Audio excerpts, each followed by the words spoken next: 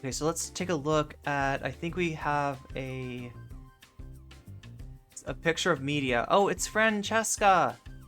Interesting. Thank you, Natalie. Everybody in chat, thank Natalie. Natalie finds a lot of good things. Been a contributor to the Young Turks. A lot of you guys follow me because of TYT. You know me from TYT. You know me from the Damage Report. You know me from the main show. You know me from shows that are sadly going away, like The Watch List with J.R. Jackson or Unbossed with Nina Turner, which is so sad. I had nothing to do. Oh my god. Yeah, those are two really cool people with it. But I guess they're losing their shows. Nina Turner, as far as I understand, will supposedly still be on other TYT network shows, and I'm guessing JR too. JR's been with TYT since the founding. The lost 2 shows with Black Host, one show with a trans host. Yeah. I'm just kidding. I didn't have anything to do with it.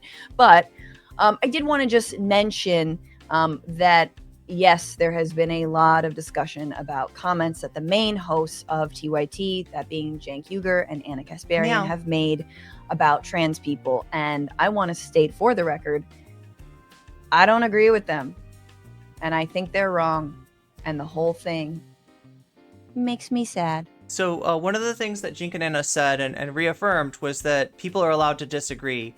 They've been trying to portray an atmosphere where, you know, so in other words, if there's reprisals, if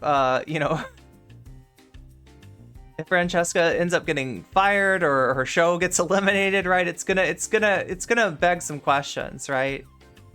Because this is the thing, is like they say that they're okay with disagreement, but I don't know. I guess we'll have to put that to a test. Yeah, the free speech Discord.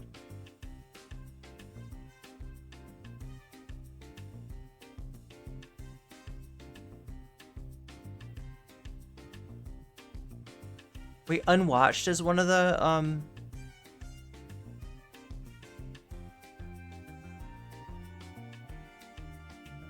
watch list. Yeah.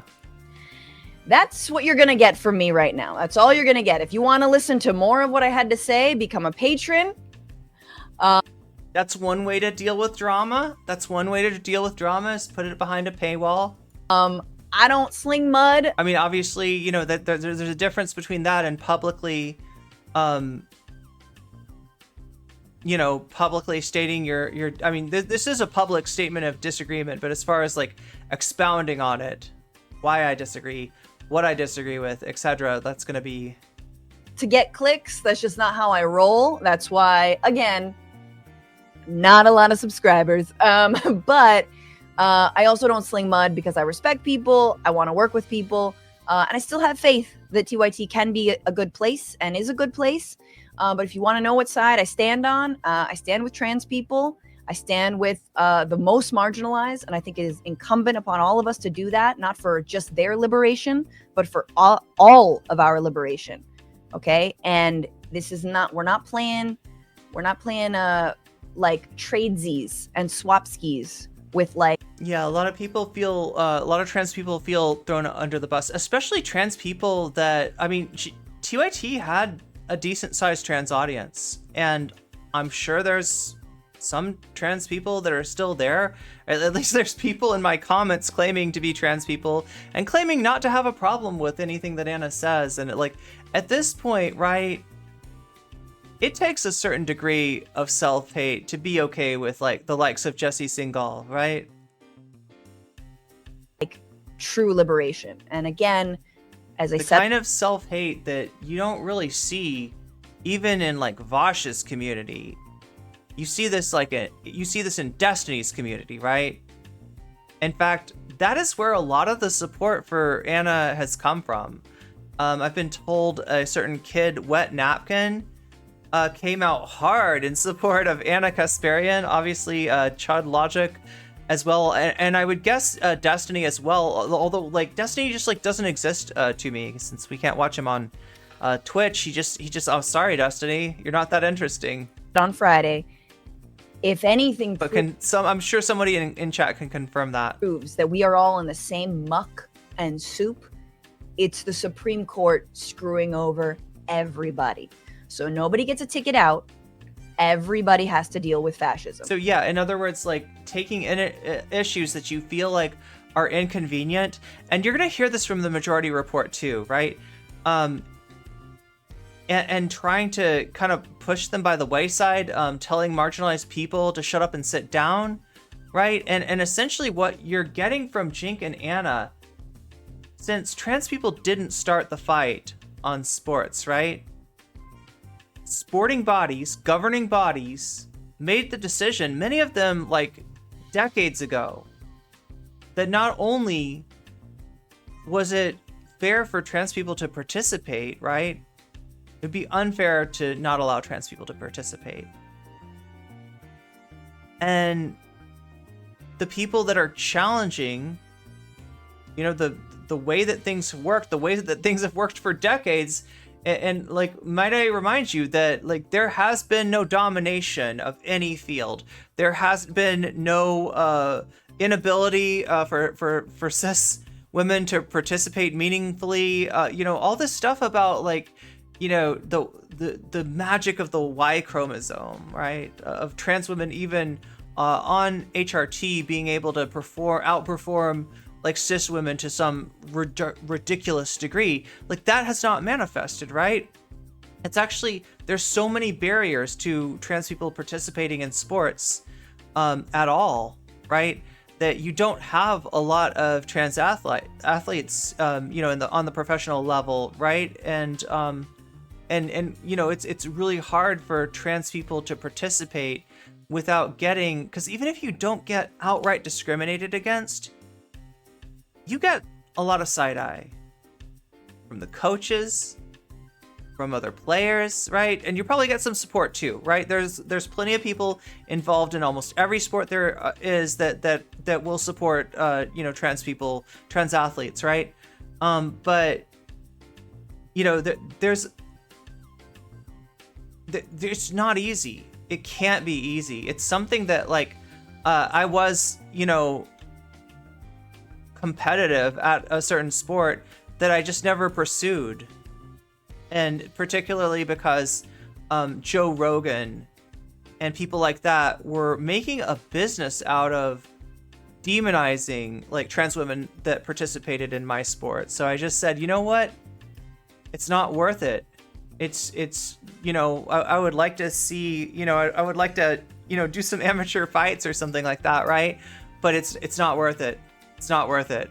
I'm just gonna coach wine moms instead, which actually it's really fun. I love coaching wine moms. You gotta unlock that inner rock star, right? You gotta give somebody like the confidence that they can actually do something that they feel really uncomfortable doing at first. Because believe it or not, it's really hard. It's kind of hard to learn to punch and kick, to do it correctly, to feel confident about it, to feel like you know what you're doing. It's not super easy, but it's an accomplishment that really is quite fulfilling to a lot of people that I've had the good fortune of being able to teach. But yeah, like no competition for me, thank you. Like I would rather not, you know, be. I don't even know. Like I mean, they since there's so few trans athletes, the few that exist get obsessed about by people like Rogan. By TERFs, right? You saw, if you follow me on Twitter, you might have seen a post I did about the British women's angling team, and there was one trans girl on that team, and it caused like a good portion of the team to resign. They were like, "We've got this unfair advantage. How can we pause?" And it's fishing. It's fishing, right? The TERFs think that trans women have a just insurmountable advantage, biological advantage in fishing. I think that's pretty weird, right? And I'd love to catch TERFs being weird and point that out, because you know that like we're getting, you know, a lot of right-wing social media calling us weird. I think that they're the ones that are out of line here. So if you think that we can sacrifice some people or some issues in order to get ahead, you are wrong. I have a lot of respect, I have a lot of love, but I have a lot of disagreement. So that's what I'm bitching about. I'm very sad, and I am, I'm sad. I'm in a moment, having a moment, still premenstrual. I'm gonna be premenstrual for a really long time. Anyway, that is me, and she. Okay, so there we have it from Francesca Fiorentini, who, like, I love her show. I don't really watch. I have not watched a lot of TYT network in a long time, but I feel like hers was one of the last ones I was watching. All transphobia is rooted in misogyny. That's why Amy Schneider got a ton of crap. I've never been an athlete, nor have I ever been interested in sports, but hatred against trans athletes is too obvious. Transphobes don't care about cis female athletes until transphobe. Yeah, exactly. And like so many of the people that are beating their chests over caring about, women's sports, like they don't care about women's sports outside of gatekeeping trans people. I have no idea, Shakespeare, about we're talking about Francesca? I saw an article out of Australia about transphobes being upset about trans women playing billiards. Yo! Oh my god, that needs to... yes, hey, if you find anything that needs to, that you want to pass by my eyes, all right? The best place to do it is in stream suggestions. I try to, even if I do not cover everything that's in there, I do look at everything that's in there, and that is amazing. Billiards. Trans women are too overpowered. Situation room. Oh, okay. That's what we're talking about. The Discord.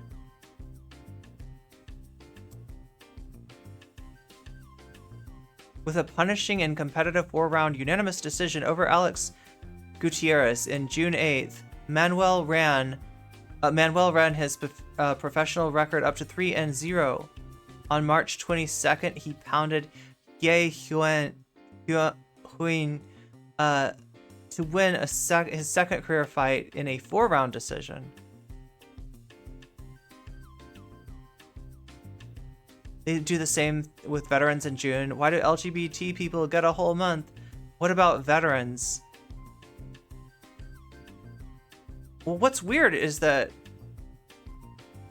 Okay, let's be real.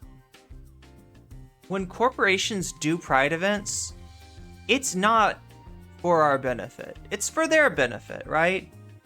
And they read the room, and they look at the arc of history, and they say, it's good for our corporate image to be seen as caring about trans people, right? So, like, most of Pride is not for the consumption of anybody outside of the trans community. The reason that people are seeing Pride stuff is because those corporations, like, are kind of chasing trans people's clout, right? And there's two ways of chasing clout, as I always say. You can, kiss. You can, basically be positive towards somebody, right? And you see a lot of the Vosh orbiters, for instance, positive towards Vosh. Destiny orbiters generally agreeing with Destiny, right? That's how that kind of works, right?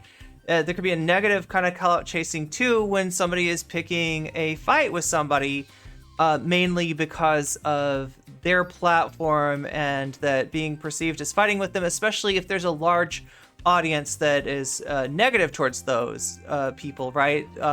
So, they're essentially going for, like, H3. There's a good example. You see all the crap that H3 gets on YouTube. You see all the crap that iDubbbz gets on YouTube. That is essentially not necessarily haters, right? Because that's the assumption, is that, like, oh, they really hate H3. No, not necessarily. A lot of it's clout chasing, and they're going after the fallen fans of H3, people who used to be fans of H3 and for whatever reason do not like H3 anymore. Liked on YouTube. Thank you so much, Adrian. Yeah, thank you for leaving that like. Yeah, I would strongly encourage you to hit that like button on YouTube. It is one of the only ways to let the algorithm know that you're appreciating and liking the stream, and they actually take that into consideration in terms of how many people see that this was a video, even after the fact. So yeah. Editorial decision. Even what they deem to be newsworthy is making an editorial decision. The point being is that we are living in an era right now, which is undeniable, where the right wing, there's been plenty of reporting about this. The Republican Party, the right wing, the conservative movement, all those things, there's not a lot of daylight between any of those things. Specifically was shopping around for something to motivate its fundamentalist base. Mm-hmm. And fall in the wake of gay marriage, not causing typhoons and dogs and cats falling from the sky, they came upon... He's talking about like the Marriage Equality Act and the fact that there was no, like, the conservatives can't point to, you know, this horrible thing that happened, right? The sanctity of marriage fell by the wayside or anything like that, right? They don't have anything to go at gay marriage with. So they're looking for a replacement, and gay marriage was a wedge issue. What, in, like, are we talking like 2008?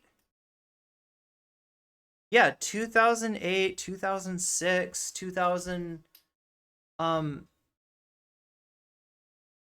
Jink will be the new MySpace Tom. Transphobia. I don't know. I don't think Jink wants to be my friend, though. And the way that it ended up playing out was in the context of it dovetailed with some schooling issues and CRT and keeping people home from school and this and that, which not to imply that this is, you know, something that's incredibly novel, but in terms of its growth, it is quite clear what's going on here. There's a concerted effort to do this. You do not spend $50 million in a campaign in Michigan on trans issues unless God, there's so much stuff that I would love to have time to catch up on. There is a people are mentioning Left of the Boxes video. Left of the Box is a former TYT host. Concerted effort to do that. So that's one reality that lives, that exists. You can't be on the left yet. You think an oppressed group of humans can only protest if their oppression is popular. Right there. Hillary also threw trans people under the bus in 2007. Oh, 2017. And oh God, yeah. Here's the deal with Hillary Clinton. People think that Hillary might be a TERF.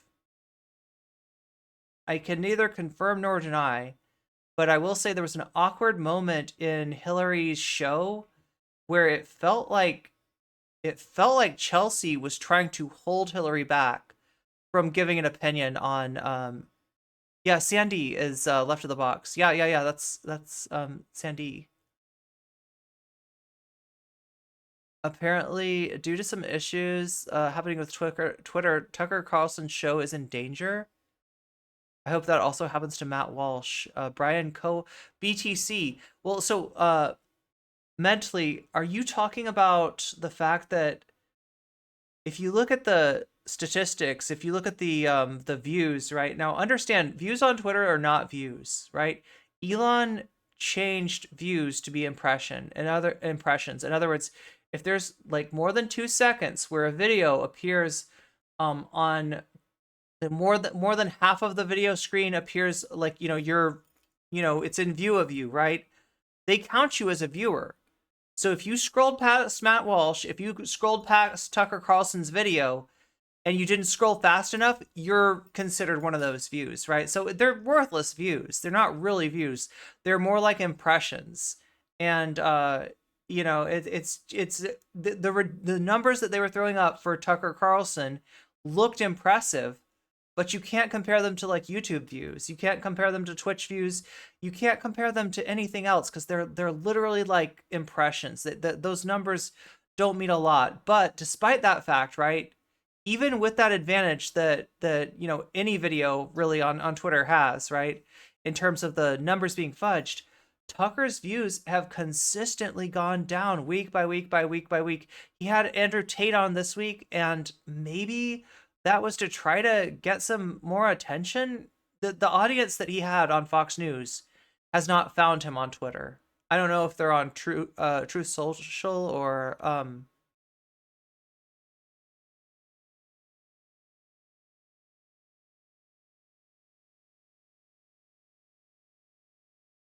oh, the being trans is more like normalized in Thai society.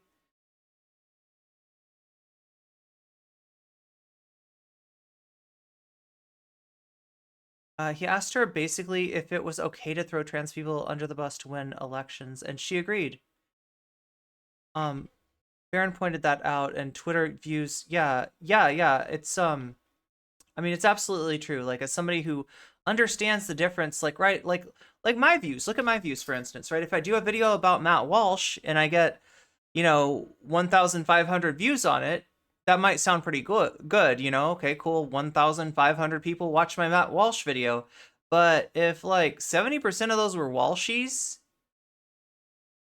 that's not good.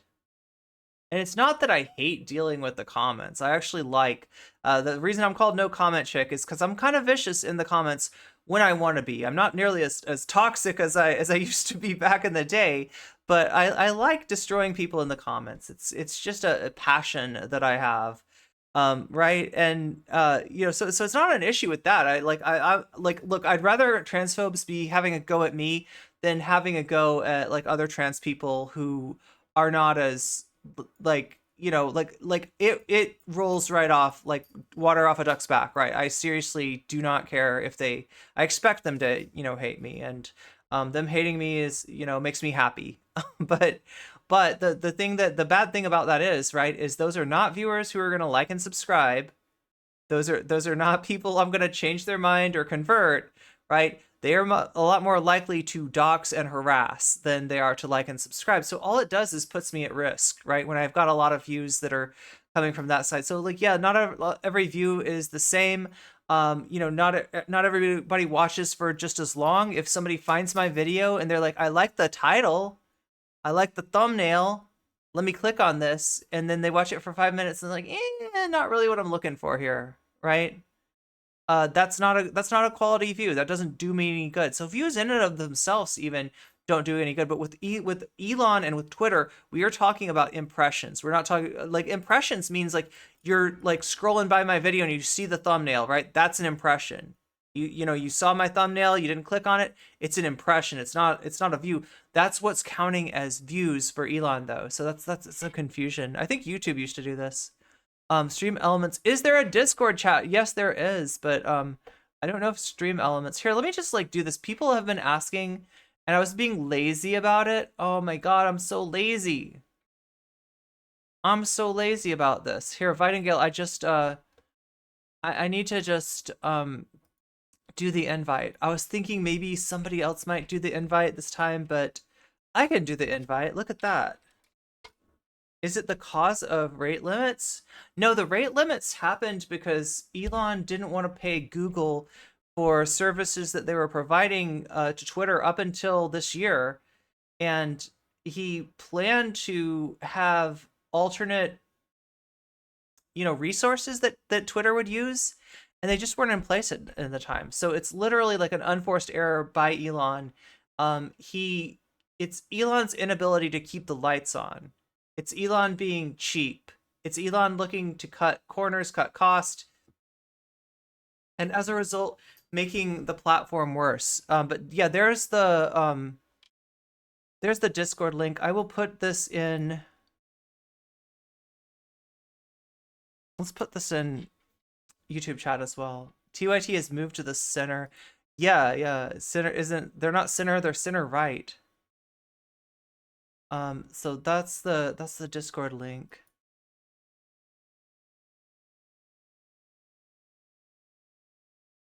And look, I'll get in bird brains. Like I said, I understand. Like I don't know. I usually book guests like well in advance, right? So like being like seeing somebody in chat and being like, oh hey, do you want to come on and talk, right? That's like I know that that people have a lot to do and you're not necessarily in the frame of mind to talk. But I am in bird brains if anybody is interested in if any TYT mods that resigned are interested in coming on and having a conversation. This isn't going to be a super long stream, but I that was something that I wanted to do last time, and I just kind of like I spaced it, I guess.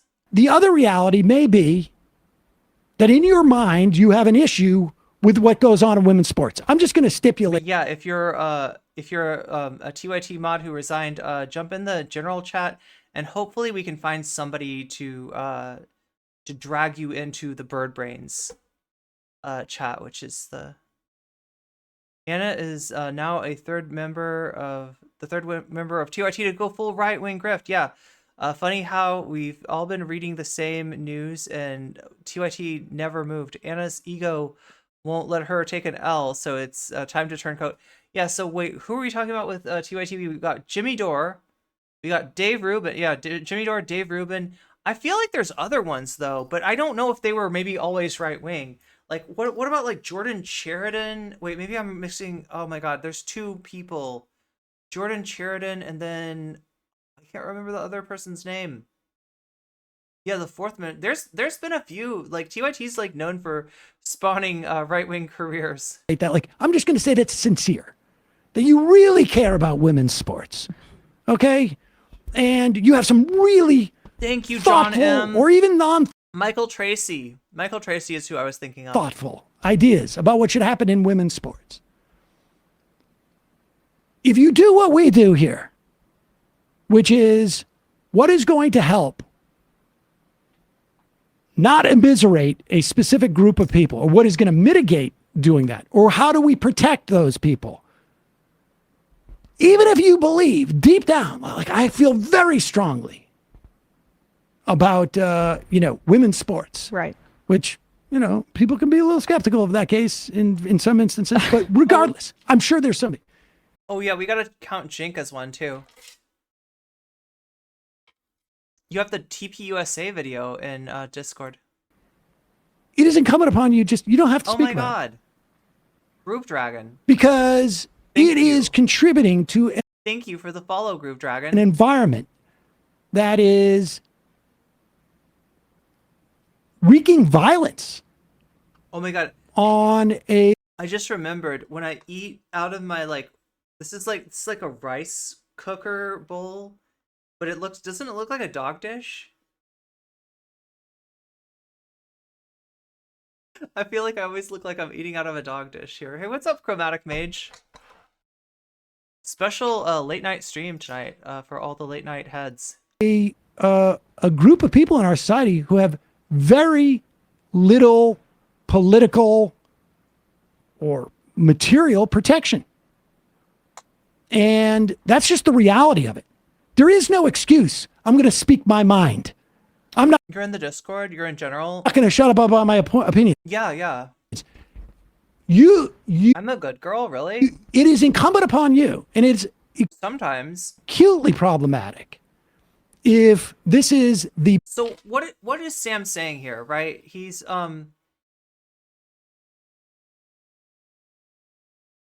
this is a situation where trans people didn't start the discourse, right? Trans people didn't say, hey, we would like to participate in women's sports now. And if you disagree, you're transphobic, right? That's how it's getting portrayed by Anna, by the right wing, by everybody, right? The truth of the matter is the people that put trans people in sports were the governing bodies of those sports. Groups of sports scientists, groups of experts, groups of officials for different, like the International Olympic Committee is one that comes to mind, that looked at the issue without politics, right? Because if they'd looked at it with politics, there would have been no way that they'd let that decision go through, right? Trans people are a small constituency, particularly in organized sports. Obviously, a lot of people do not understand just the basics of something like HRT. And that's when you get just absolutely ridiculous takes on, like Trump's take on trans women participating in sports, right? And so, they made these decisions without any politics, ostensibly.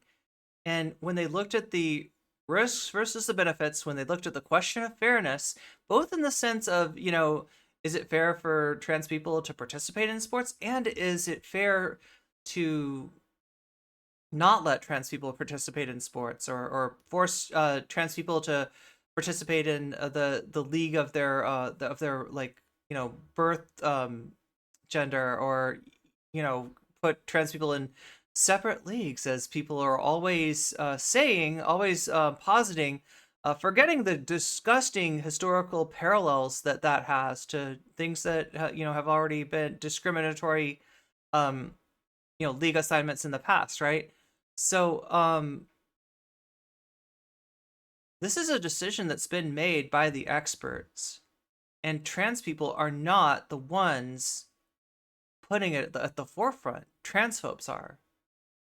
And Anna, like what Sam's saying is, however heartfelt Anna's take might be, and however Anna feels like this might be the best thing for the trans community, right? She is definitely putting her finger on the side of the scale that is dehumanizing trans people, right? And sports is kind of like their entry point, right? It's a weak spot that they found. Now, if you ask Jink, that is the reason that trans people should just give up on this. And if all trans people were like, we don't want to play sports anymore, just put us in whichever league, according to Jink, the right wing would be like, oh, okay then. Oh, I guess I don't hate trans people. No, Jink, no. That's how they get that's how they get their foot in the door, and you're letting them get their foot in the door. Right? He thinks that this is an issue that is trans people choosing to fight on grounds that are less than favorable, when in actuality, trans people are not the ones who started this fight. And so for Anna to pick this time to state her opposition to, and Jink, right, to trans people in sports, it's harmful. It puts trans people in danger. Like everything that they're saying about like that they care about trans people, and that's why they don't want us to fight on this issue. They're actually putting us in more danger, not less danger. I'm gonna be eating a sandwich, but you're ready to come on whenever I am. Such an important issue. TYT doing their best to bury the conversation and gloss over the resignations. Oh my god.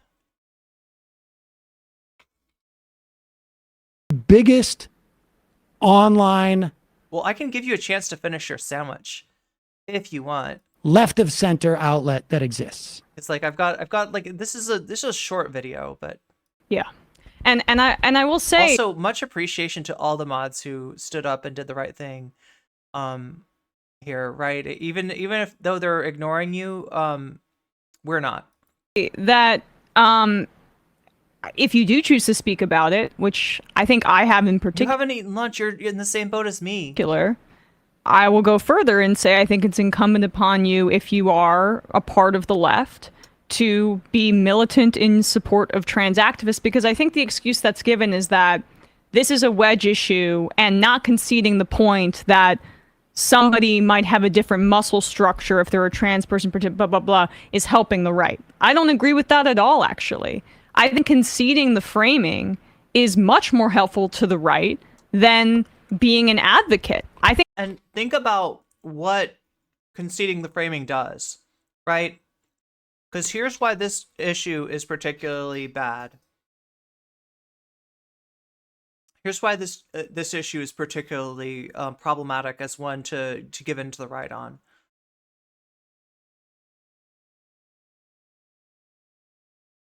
Framing trans rights around sports and pivoting to talking about, well, let's talk about the biology, though. What's really going on? What's the real biology of it, right? It leads to this whole biological male, biological female discourse. In other words, you're trans, I know you're a trans woman, but I'm going to make a real strong point here to point out that you're a biological male. You know you're a biological male. You know that it's not fair for biological males to be, right? And this is a great way for cis people, even when they ostensibly support trans rights, to kind of think with two different brains, right? And one brain is like, this person, prefers these pronouns. This person identifies as X, right? And the other one is like, this person is a biological male. This person is a biological female. In other words, it's almost like they gotta put a mark on us, like lest they forget, lest they gotta think with the two parts of their brains, and one of those parts of their brain is like denying,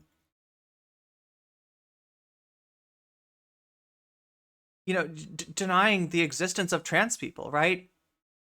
Denying that trans women are women, denying that trans men are men, denying that some people are non-binary, and shifting it to this discussion of your, well, it's a shifting discussion too, right? Because when this gender essentialism manifests in a number of different ways, there is the sometimes they'll talk about reproduction, a uterus, or the lack thereof. Sometimes they'll talk about secondary sex characteristics. Sometimes they'll talk about genitals. They love to talk about genitals, right? Especially the TERFs. The TERFs cannot get enough of genitals. And then sometimes it'll be the chromosomes, right? And people in the know understand, hearing this stuff, that not only are they failing to grok the parallel structure of like, gender and biology or whatever, right? They're also oversimplifying biological sex. They're also putting people in two categories, insisting on putting people in two categories, and not noticing that there are so many aspects of biology when it comes to sex, and that it's not scientifically accurate to think of there being two sexes, right? But that's just like, if there's any right-wingers in chat, your minds just got blown, right? No, what are you talking about? It says right here in the science book, in your 6th grade science book, that's where it says it. And you think that's, did they like, you understand how knowledge works, right? You teach a simplified version of whatever the lesson is in a formative education, and then later on, especially if you specialize in the field, let's say that you're into anatomy, physiology, embryology, you learn a little bit about human development, you learn about how the sexual structures actually develop. You're told like a more complicated version of that, and the ultimate truth is more complicated than what you're getting in some like biology lesson that's like, boys have penis, girls have vagina. You know what I mean? That's not like, it's but we were also inviting the politicization of complex science, right? Because we're talking about the issue of trans people participating in sports. We're talking about physiology. We're talking about anatomy. We're talking about endocrinology. Now, endocrinology is a field that is not understood by a lot of people, like including like medical professionals, unless you specialize in endocrinology. There are a lot of finer points to those the organs and into the physiology of in endocrinology that just like you have to specialize in it, right? And people do specialize, and that's where we come up with standards of care. That's why we have like the standard of care of how to treat a trans patient who is at puberty, right? That's where the standard of care of the utilization of puberty blockers comes from. But what we're doing is we're taking that stuff and we're turning it into a political issue, and we're inviting the 6th grade understanding, and that's even me like giving them a little bit more credit than they deserve. Taking the 6th grade understanding of biology and applying that as if that was the end all be all of truth, right? And it's like, that's the limit of your understanding. That's not the limit of the truth. That's not you're missing it, right? And like, that's fine, because you're not an endocrinologist, you're not an embryologist, you're not specializing in one of these fields, right? You're not part of the development of the standard of care, and for good reason, because you don't know about this stuff. But you're inviting that view from nowhere to actually come in, and yeah, if people are loud enough, doctors are going to be intimidated. If people are loud enough, like, judges who don't know any better are gonna, weigh in with their own ignorance, right? And just because you're a judge doesn't mean that you really know anything about anything outside of law.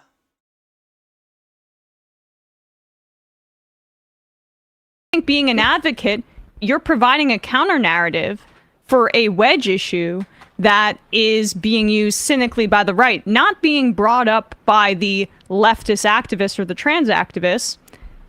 They're responding to it with protection. It's inverted, the focus. But even that, like, first off, we can see data. We can see data, and we know how this. So in other words, granting this issue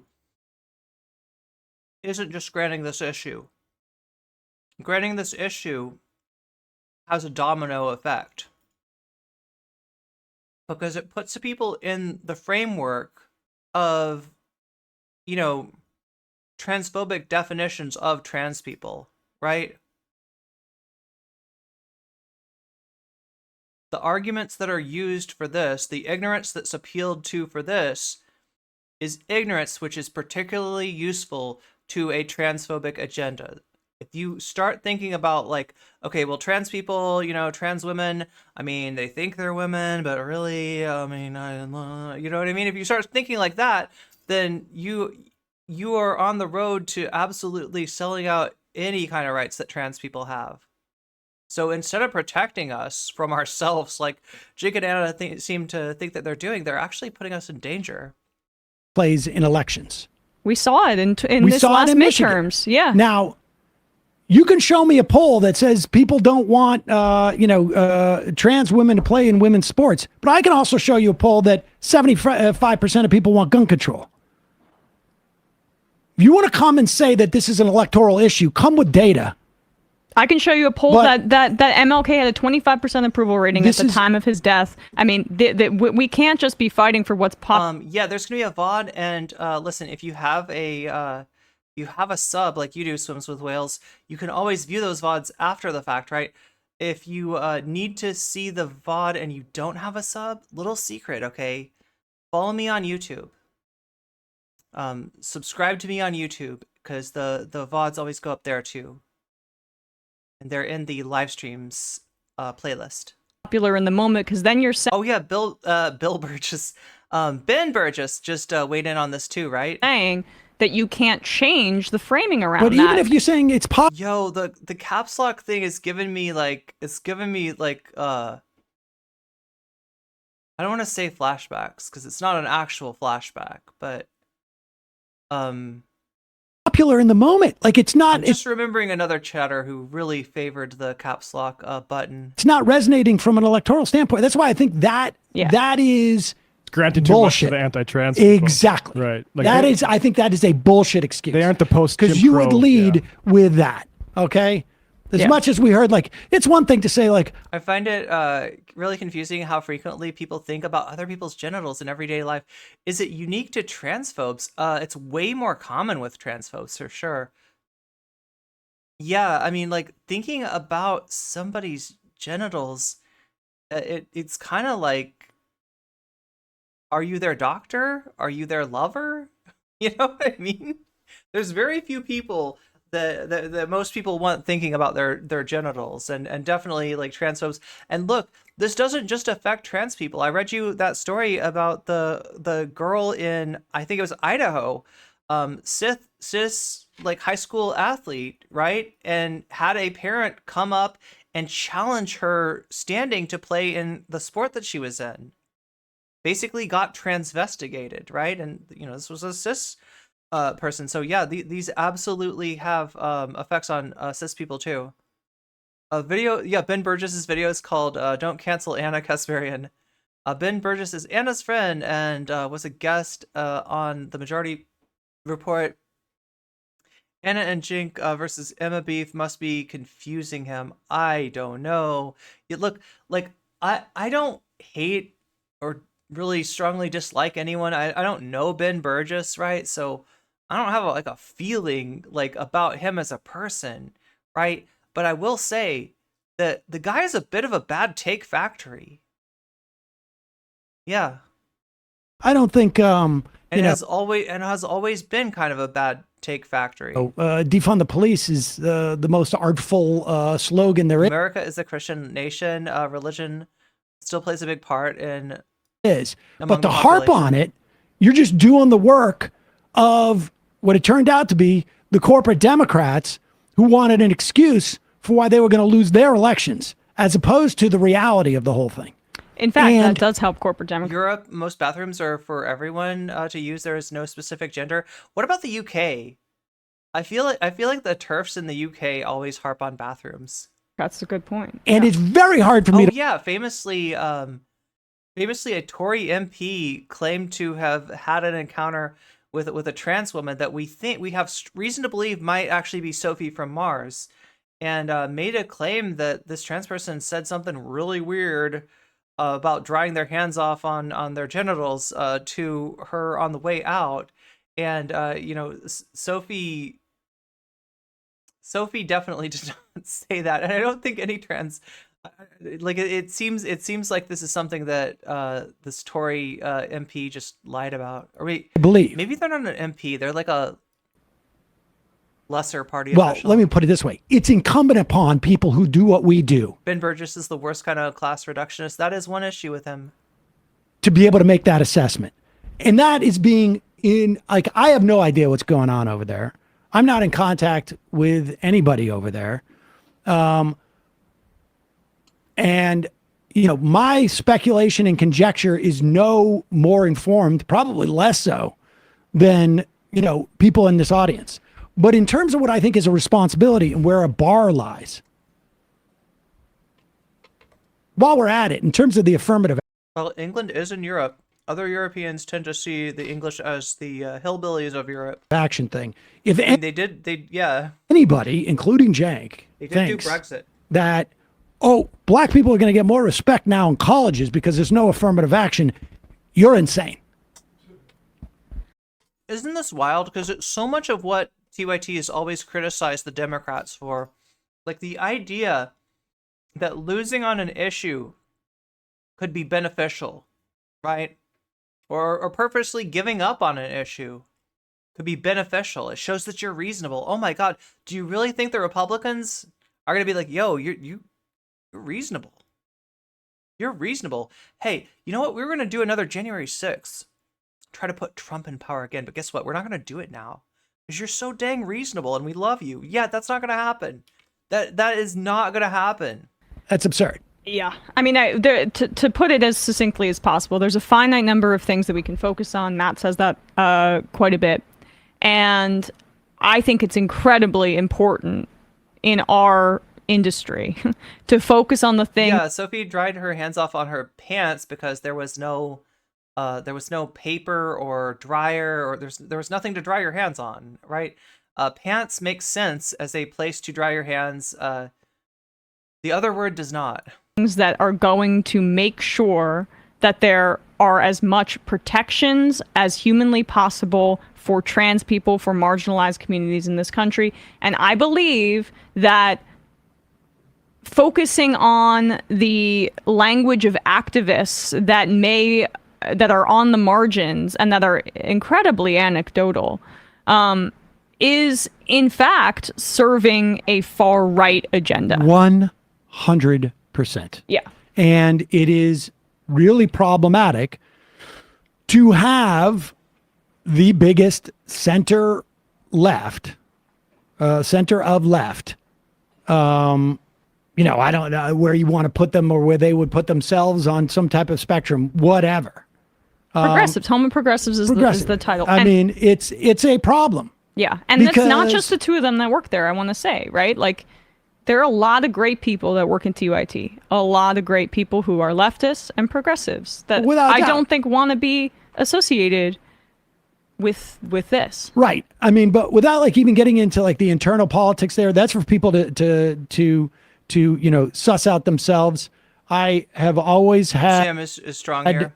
Both a tremendous amount of respect for people who say like, I don't like this work environment and I'm going to do TYT are SOCDEMs and SOCDEMs are the moderate wing. Yeah. whatever I can to reverse it. And if part of that means I'm going to quit this job and I'm going to do it in a public way. I mean, we've begged people to do that during the course of like the Iraq. I mean, I don't even know if I would call them that anymore, right?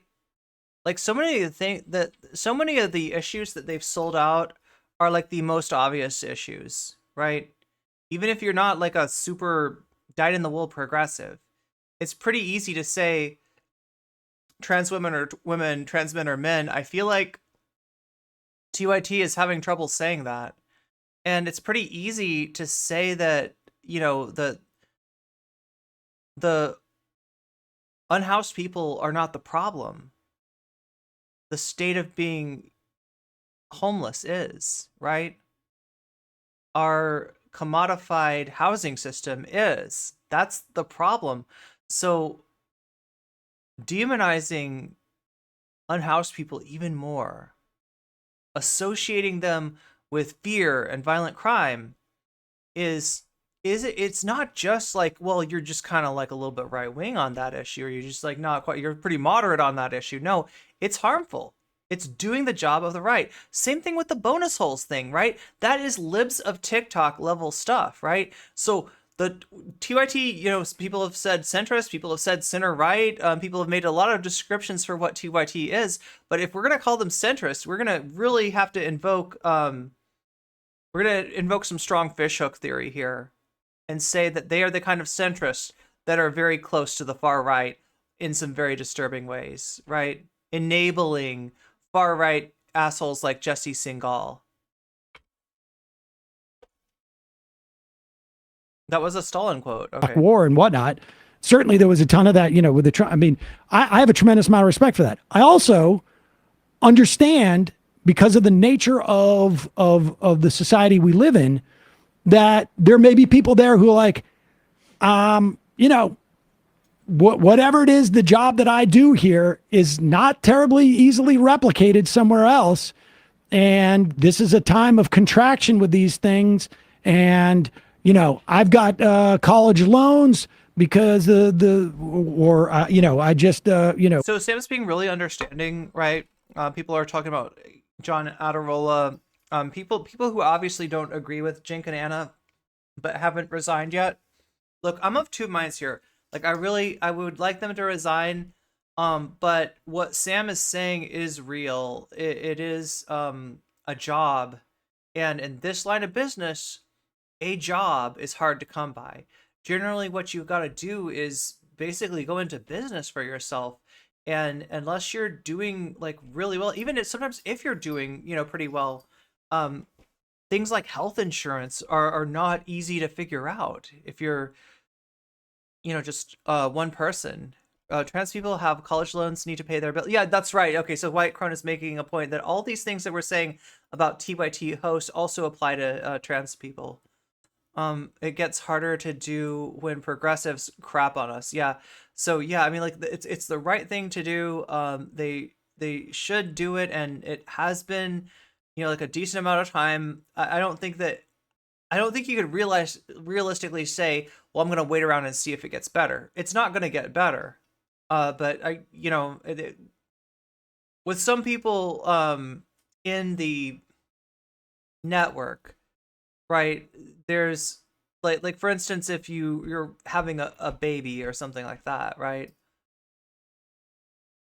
that might be a reason that somebody might have a difficult time moving away from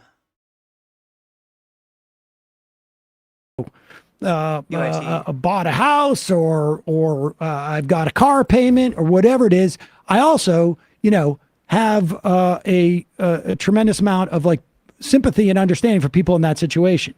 The bottom line is there are, prominent voices that run that network or that project out that network. And it is wrong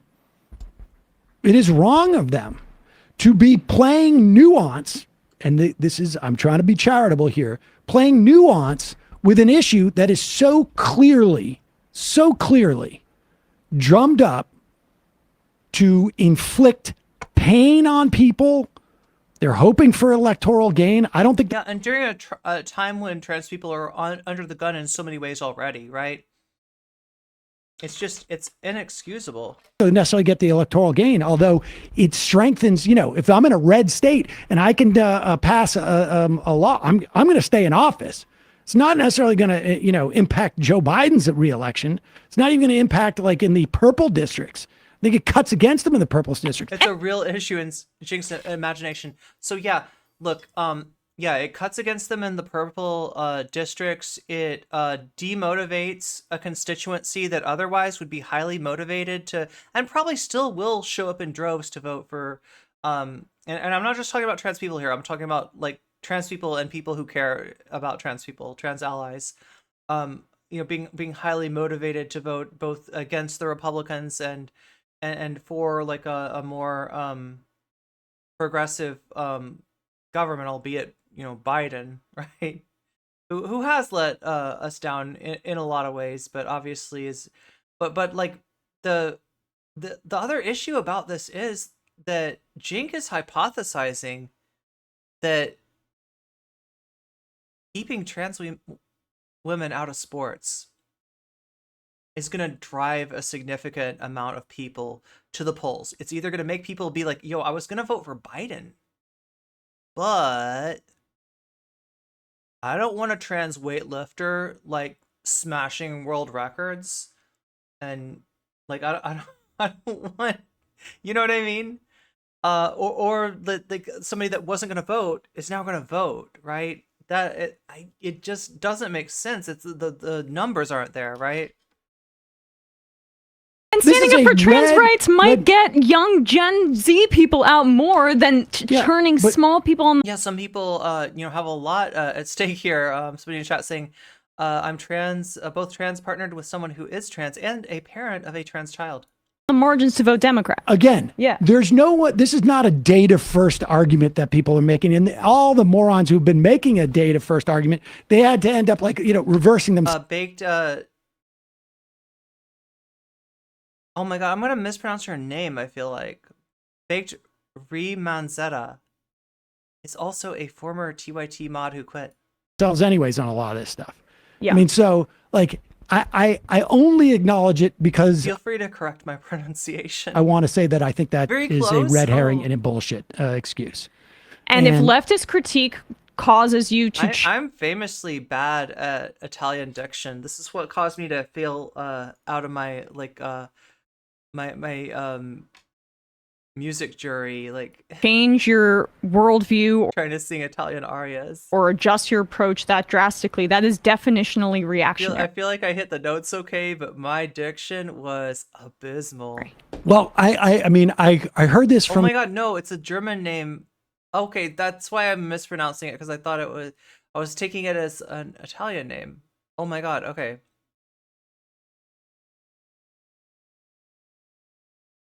Dave Rubin. Reimann Zeta? How mean leftists were, and that they left him. And listen. Oh yeah, Hitler absolutely used American. Like the Nazis used stuff like Jim Crow as a template for their. If you're doing like any type of like show like this, you're going to hate everybody. Not that you should hate. I don't think there's any value in everybody hating you or not. Whatever. It means you're doing something right. You're gonna hate everybody. Long E sound.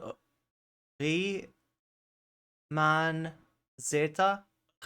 Riemann Zeta. Because people are going to be rude and think that they're, and Il nom di mia nonna era Donatella Maria Luisa Oh my god, I'm so bad at pronouncing. for it to alter Yeah. your perspective and your analysis as to who is marginalized, who is in danger, I couldn't what's even get Caro Mio Ben right. going to provide the greatest amount of relief, help, support, material gain for the greatest amount of people, then you should be in a different business to begin with. But also, like, give me an effing break. There is no doubt in my mind that if we were sitting here and we're doing a right-wing show, I wouldn't be considered an asshole, and I would get invited on places, and I would be going and hanging out and skateboarding and eating sushi and this and that, like the warm embrace of these people. Like, yeah. Again, what is that? Mr. Death? Was it Mr. Death? The Errol Morris documentary. Yeah. Oh, I thought you were talking about Mr. Beast. No, Mr. Death. This is a guy who was a lonely guy who was like a consultant for states when they would kill people with capital punishment. And somebody, some Holocaust deniers, he had said something like the effect of like, oh, I find it hard to believe they could have used Zyklon B. And he became completely embraced by the Holocaust denying Nazi community and became like, just was living it up. Yeah. They were so much nicer to him. They stayed than for everybody sushi. else. He stayed for sushi and bubble tea. Stayed for sushi and bubble tea. And that is not a measure of the way you look at humanity. And that should not be a dictate as to what you express. I mean, just look at the way that people like Blair White are love bombed. Look at how Anna's being love bombed by the right now, by people that definitely don't really like her, right? But they like to see her stick the they love seeing her stick the shiv in trans people Publicly. If you've got a job where you are public facing, it is incumbent upon you to think about the implications of your words. And just like when, I celebrate the deaths of people who I think, like when Scalia dies, I'm like, yeah, good. He may have been a good father, good son, good brother, good, husband. Not my problem. That's not the issue. Yeah. I know this guy's name because of what he's done to the country. Same thing with Breitbart. I would go on and on. You are judged by what you put out there. Period. End of story. Doesn't matter what's in your heart. I don't care. As far as I'm concerned, I could be the most right-wing guy in the world. I could, if I go home and I have So this almost takes us back to the Thanos discourse with Tim Pool, right? Sam cares more about what somebody says in public as a public facing figure, how a politician votes, how they whip, what policies they're trying to legislate as a politician than he does about this, speculative matter of like what's in their heart though. Are they doing they're doing the wrong thing, or they may be doing it for the right reasons? Should we be more understanding? It on a level it doesn't really matter. Oh yeah, and you're making like you're making a point there, Jay Davis. Maybe if they were prioritizing paying for women's sports as well as men's sports, I believe TYT cares about this. Nobody you've got all these people that seem to have a concern for women's sports that have never spoken about it before and aren't going to speak about it again. Just like whenever there's a shooting, you get a lot of right-wingers that seem to be really concerned about mental health. We got to do something about mental health. We got to improve our mental health, right? There's never like a bill. There's never like an action. There's never any attempt to actually do that. All they're doing is like, okay, let's, instead of thinking about, the kind of guns that are allowed in this country, let's think about mental health. Let's change the subject. It's the same thing, right? Yeah, Kissinger has like, what is it about people, like really bad people living very long lives? or when they did speak about paying in women's sport, it was always justifying keeping it low. Yeah.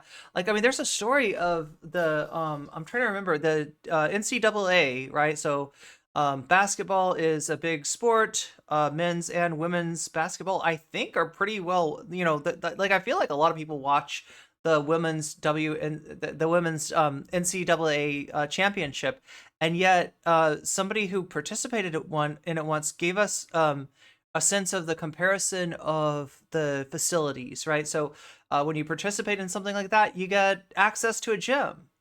If you're in men's basketball, that gym is huge. It contains squat racks. It contains, anything that you could want. If you're in women's basketball, or at least according to this, to one example of somebody, their training facility was literally a rack of dumbbells, and they had room for so much more. They have access to better health care than other people. Yeah, that's true. That's a big reason. People like Kissinger, and the Supreme Court justices tend to live longer than other people. A little like a Hitler closet that I go into and pray every night. But I come out and I say things that are anti-fascist during the day. I'll take that versus the guy who's going to go back and say, like, pure of heart, but coming out and, like, because of nuances, Hitler had some good ideas. Trains ran on time and people were happy with the efficiency. Like, I mean, I get what Sam's saying. Obviously, the person that, like, has a shrine to Hitler in their closet is a pretty bad person. But in terms of that person versus somebody who's actually saying good things about Hitler in public, the person that's saying good things about Hitler in public is doing a lot more damage. That's not the way it works. What you put out is what you get judged on. Not what's in your heart. None of that. Not what you're maybe capable of. Not what you're capable. None of that. What you put out into the world, when you do this, that's what you get judged on. Period. We are two-dimensional. Yeah. And that's why we don't stay. And this isn't about personal branding or anything. Like, why we don't. It would have been. That's why we don't stay for sushi and bubble tea. Basically, it's because we. That's a reference to the Tim Pool show Emma did recently. She was invited to spend some time and socialize with Tim Pool and the crew, and sushi. I don't know if there was bubble tea. I know there was sushi offered, and I can't remember what else, but. I guess Lance hung out a little bit and drank some beer with them, but Emma just didn't really have any interest in that at all. Actually believe in this. I really do believe in this, so much so that I'm, like, uncomfortable about talking about this on air, but I just think it's important to count. Well, see, like, the thing about a Tribe Called Quest is that this is horrible strategy. Like I said, this is a foot in the door issue for the right wing. And although that Anna and Jink claim that they think that conceding this issue to the right is somehow a win, this is so weird. What other example can you find me where Anna and Jink say, this one issue, we should really concede it to the right wing? I think that the right wing, if we were to concede this issue, they'd realize how good faith we are. They'd realize how moderate we are, and we could really get some stuff done. They would completely back off. They'd be like, "Oh yeah, we didn't really have any other problems with trans people at all. We were totally right." It's a foot in the door thing, and I explained how that was, how that works earlier in the counteract it, obviously. Earlier in the video.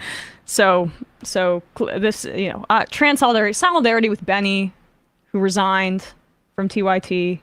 Seriously. All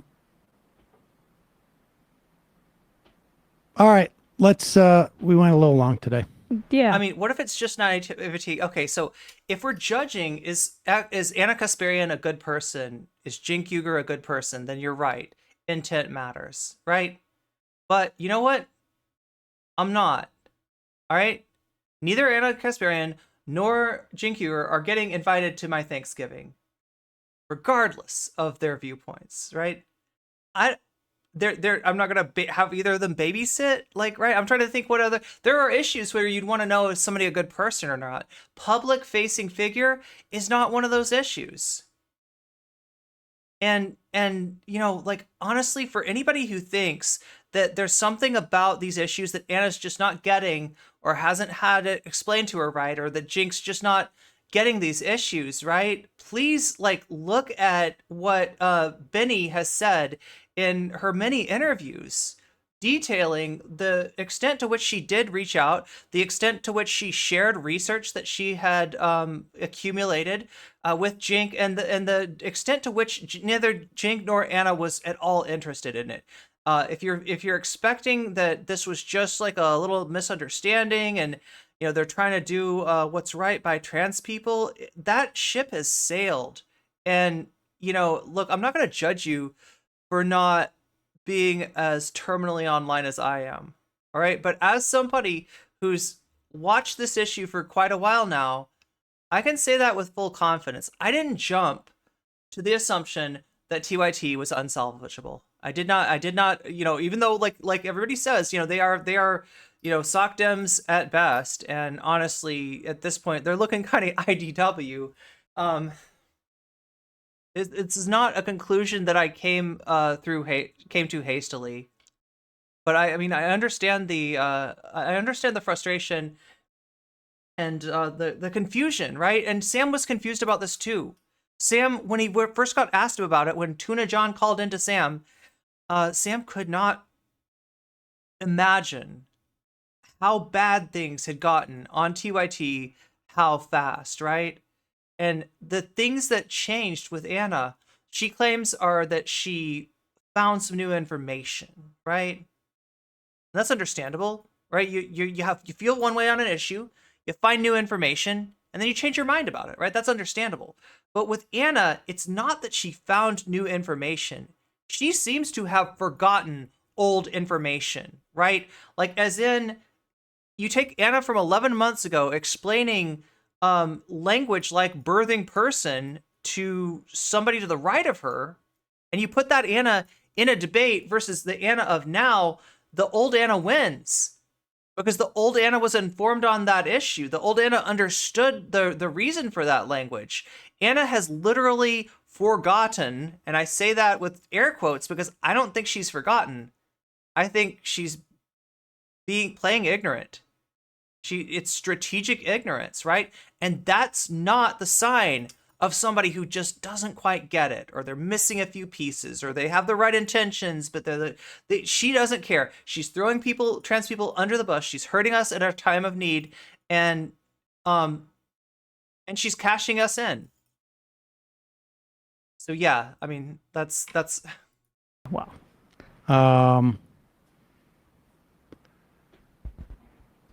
We will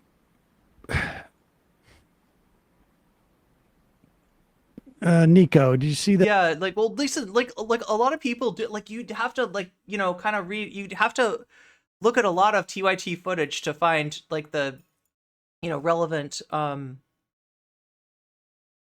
the relevant takes for comparison. Yeah, I mean, she is calculated on a certain degree of, you know, public amnesia about TYT's takes. That other lefty shows are lying about how much they support trans people so their audiences don't cancel them. Well, first off, I don't think that's true. But I don't, like, what different than shut up about it? Nobody has to talk about transport. The reason why we talk about transports is because the right wants us to talk about transports. Yeah, the left, the trans movement wasn't leading with that. And like I said, the state of governing bodies is acceptance of trans athletes. Now, that is with the caveat that there just aren't very many trans athletes. It's not easy to be a trans athlete. Even though you're allowed to participate in the sports, you get a lot of hostility. Now, I talked to Fallon Fox a year ago about her experience being demonized by Joe Rogan. Fallon Fox is one of the strongest people I have ever met. Taking the kind of heat that Fallon Fox took to, in some ways, pioneer, like, you know, trans acceptance in athletics. That takes a lot of courage and that takes a lot of guts. And there's not a lot of people that can do that, right? At that time, the pressure was on Fallon because she was participating in fighting sports, right? At this point, it doesn't matter what sport you're participating in, you're gonna get shit on. If it's fishing, if it's billiards, I've even heard people talk about esports and chess. Like, yeah, trans women have a advantage at That's maybe the one sport where trans people are represented is like esports. But like realistically speaking, right, it is very hard to be a trans athlete. That's why there's so few trans athletes, and the ones that do exist are not taking home all the gold medals. They're not dominating sports. They're not like preventing anyone else from winning in their category. That is just not happening. That's absolute. It's just absurd. Yeah. It's just absurd. All right. Well, I wanted to read. Oh, here it is. Sammy's hairbrush, dude. Okay, I think he's talking to chat now. So let me see what we've got going on in the Discord.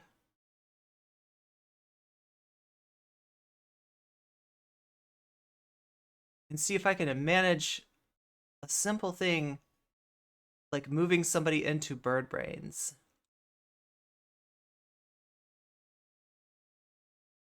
Hey, how does this work again? See, this is the thing. My mods are so good at this stuff. But I might not be. Vitingale. Oh, I might have pulled somebody into the chat prematurely.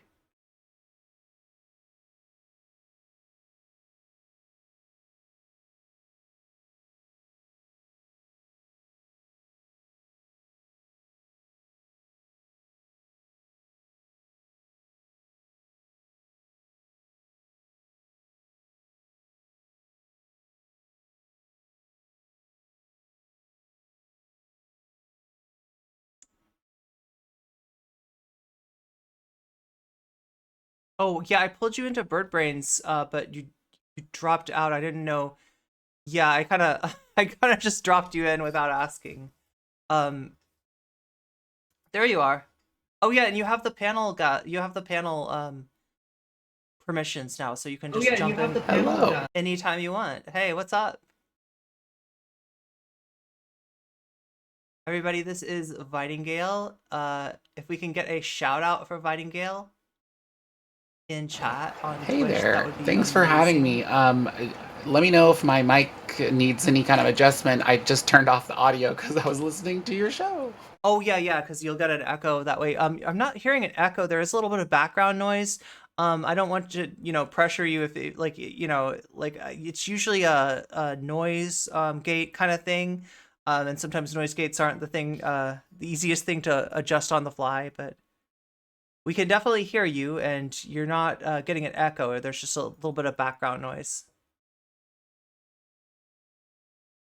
I turned off my air conditioner and my cat's water fountain. Maybe that will help. Perfect.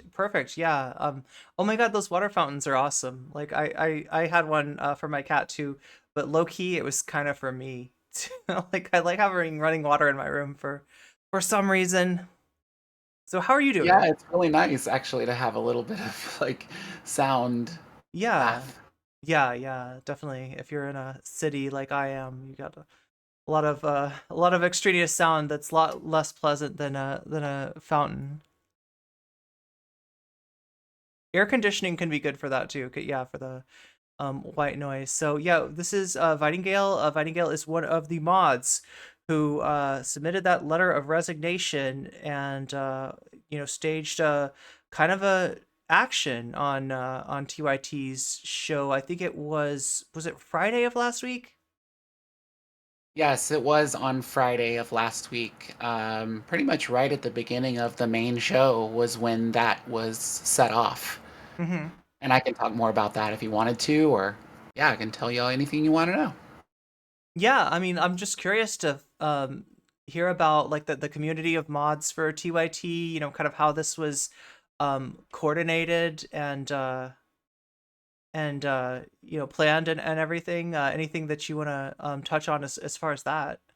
Yeah, absolutely. Well, I want to keep things somewhat limited to just not divulge too much, but I will say that a lot of people, a lot of the mods especially, were really upset by the direction that some coverage has gone on TYT for a long time. This has not just been these latest, most recent controversies.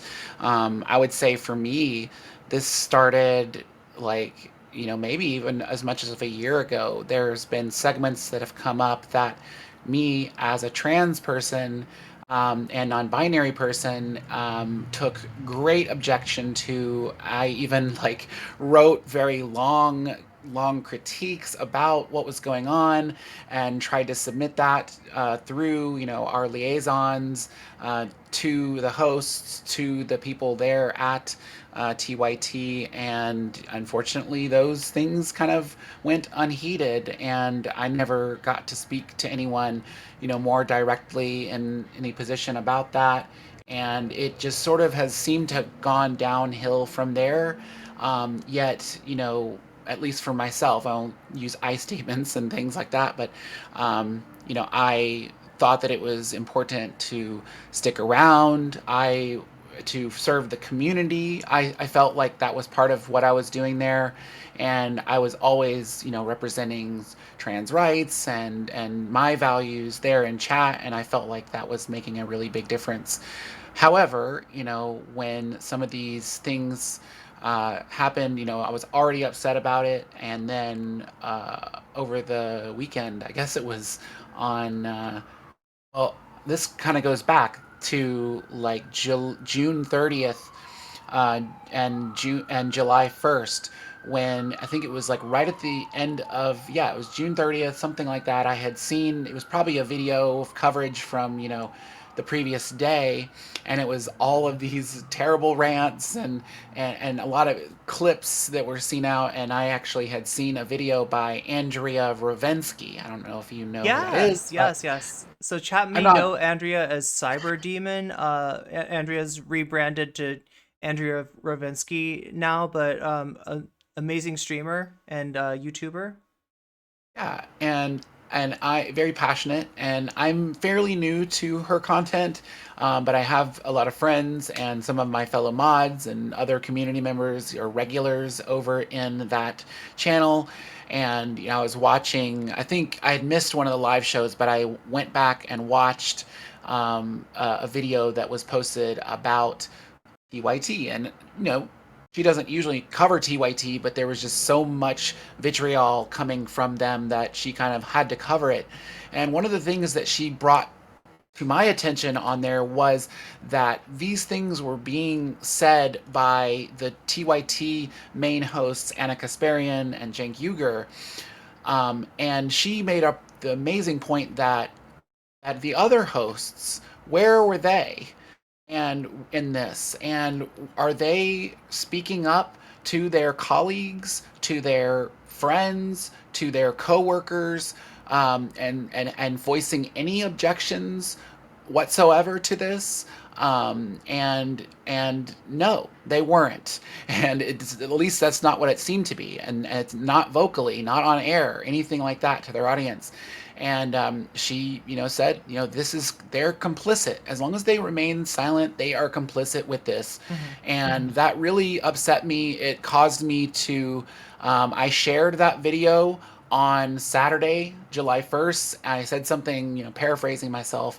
I was saying, if this is the kind of propaganda parroting that is happening on Pride Month, I shudder to think what is next. Mm-hmm. And what came next, we, maybe we don't all know, but it got worse and worse and worse from there. And then sometime over maybe that same weekend, or it was on Monday, somewhere around then, I had learned that Benny had quit TYT and posted her "Why I Left TYT" video. And of course, when I watched that, it was so well put out, well, every single thing that was said on there was spot on. The critique was completely, valid, and that also really upset me. And it also got to thinking about my position with TYT as their moderator. I try not to toot it too much, but I was their first moderator on the YouTube channel. I began, there at what was it, November of 2020. So I've almost moderated for them for an entire 3 years. Um, and since then, I had tried to advocate for all kinds of things, including a pathway to employment. I wanted to be a part of TYT. I wanted to work for TYT. I wanted to be TYT's community liaison, which was a job that they put up. I applied for that. I applied for their Rebel HQ contributor position. I, tried everything that I could to advocate for that. And that was a struggle that never came to fruition. And then all of the other things, combined with that, just really, told me that TYT was no longer starting to represent my values. And with this, what Benny was saying about, particularly about being a trans person, being a non-binary person, and not wanting to give anyone the impression that they tacitly were okay with what was being said. And that really, really struck me. Like I was saying before, when I I stayed, I was like, I'm doing more good by staying and keeping this community, serving this community. And they have these bad takes or things I disagree with, and maybe there's some kind of feedback, and it just kind of got worse and worse from there. And it really, really made me really rethink everything. And then in some various discussions I had with some of the other moderators, like Adrian Vixen, who's in chat right now, We've Baked got a few mods in Remon chat. Zeta, Yeah. yeah, and just all these other wonderful people who I had developed really close personal relationships with. These people became friends. They were colleagues. They still are. These are people who I really, we're comrades, who kind of comrades in wrenchy arms. And If you it's don't kind know of Twitchies, wrench is a sign of being a mod on YouTube. So that's the wrenchy arms. right. Yeah, I have to make sure to think about whether it's a sword or a wrench or things like that. And I always have, even through all that time, because I had moderated for so long, I always had just the utmost respect and for moderators. And I always like to say on my own Twitch streams, like, mod, yeah, exactly. Adrian Vixen saying mod solidarity across channels, across platforms, because wherever someone might mod, they are performing a vital service to the community. They give their energy, they give their time, they give their knowledge, they give their social skills, they everything that can go into that type of a process. It is work. And it kind of kept coming back to, oh well, this is a volunteer position and things like that. Well, in any other organization, if you were to volunteer for an organization, you would expect that there would be possibilities, that there would be doors potentially opening up, opportunities to join, to be employed, and those never came. And I continually felt pretty sidelined by that. I even submitted a Twitch pitch when they had that promotion, and Benny Carollo and Ravana were the ones that became those contributors. And so I had actually already modded for TYT before Benny ever came on. But when they finally brought on Benny, and then when Benny declared herself as trans and was coming out, and TYT embraced that and said, great, do your show, Galaxy Brain, and all of the brought her on various shows to be a contributor. I was so excited. I was so glad to have representation that I felt, connected with me and who was speaking, things that were really, uh, from my issues. And Benny was so much more educated on some issues than I was. There's definitely a reason why they call her Galaxy Brain. Yeah. But then to see the way that she was treated and to see the way that I didn't even know about the phone call conversation. I didn't even know about her having been given a, uh, what am I trying to say? I kind of lost my train of thought, but yeah, just I didn't know about the her providing the facts, giving these articles to Jank and Anna and saying, "Look, these are the facts on this, and if you want to be educated on this, here they all are," and actually talking about this and talking it out and the logic of it. But then it seems like that was in itself, this like private phone conversation was almost a way of like not having those conversations on the air and allowing the audience to hear those debates, to hear those points and counterpoints be made, which I think it was kind of like a tactic that TYT uses, that I'm seeing more and more. So it came to a head in those conversations with these various moderators. It was, I think, 9. It became 10, and then once after the action, I think an 11th, joined us. And I think there's been moderators who have left even before the collective action. So I would say I've been putting out the number 11 plus. I actually don't know the full number of how many moderators have resigned over this and other, takes that Anna and Jenk mostly, but maybe this is bigger than just them. So it's a lot of people who've left collectively, and I want to give them all full credit because these were moderators on YouTube.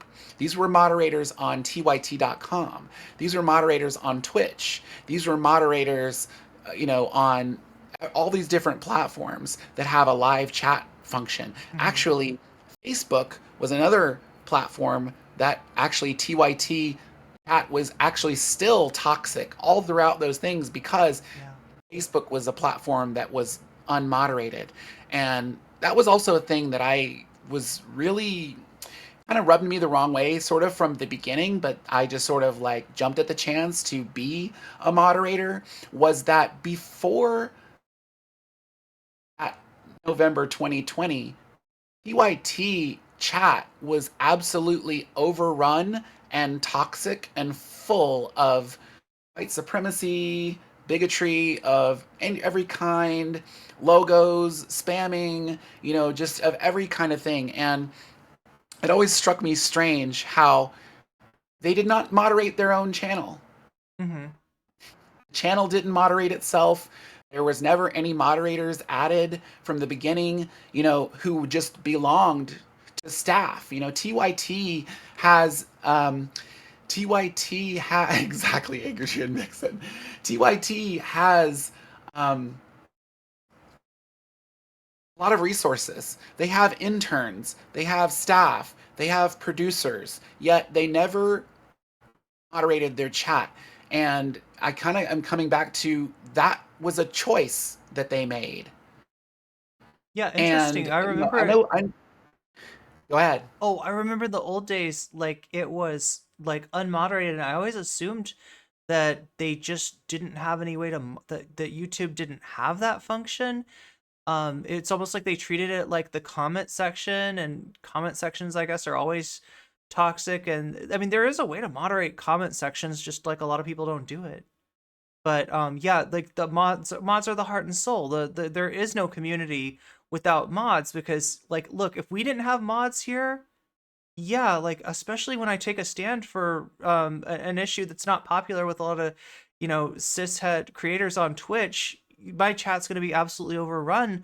with trolls and hate accounts and slurs and everything else, right?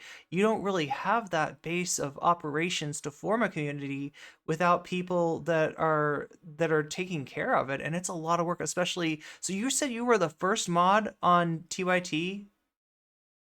Yes, I was. You were the actual wow, because like that. My knowledge. I think there may have been someone um, who was a Discord moderator who I think very occasionally was a TYT mod, but TYT moderation on YouTube in particular was very difficult.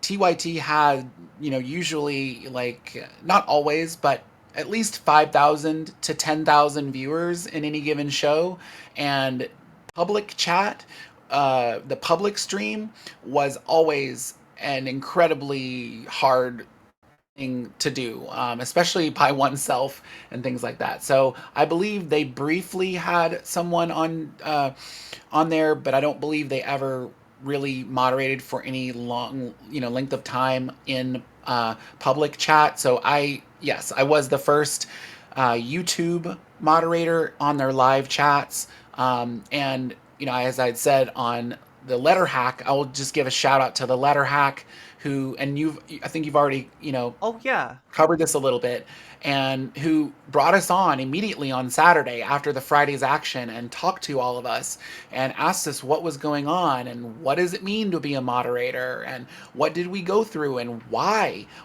did we all resign, why did we step away. And actually we didn't get to read our letter on air at that time. We sort of I kind of thought about it too late. I was like, we didn't get to read the whole thing.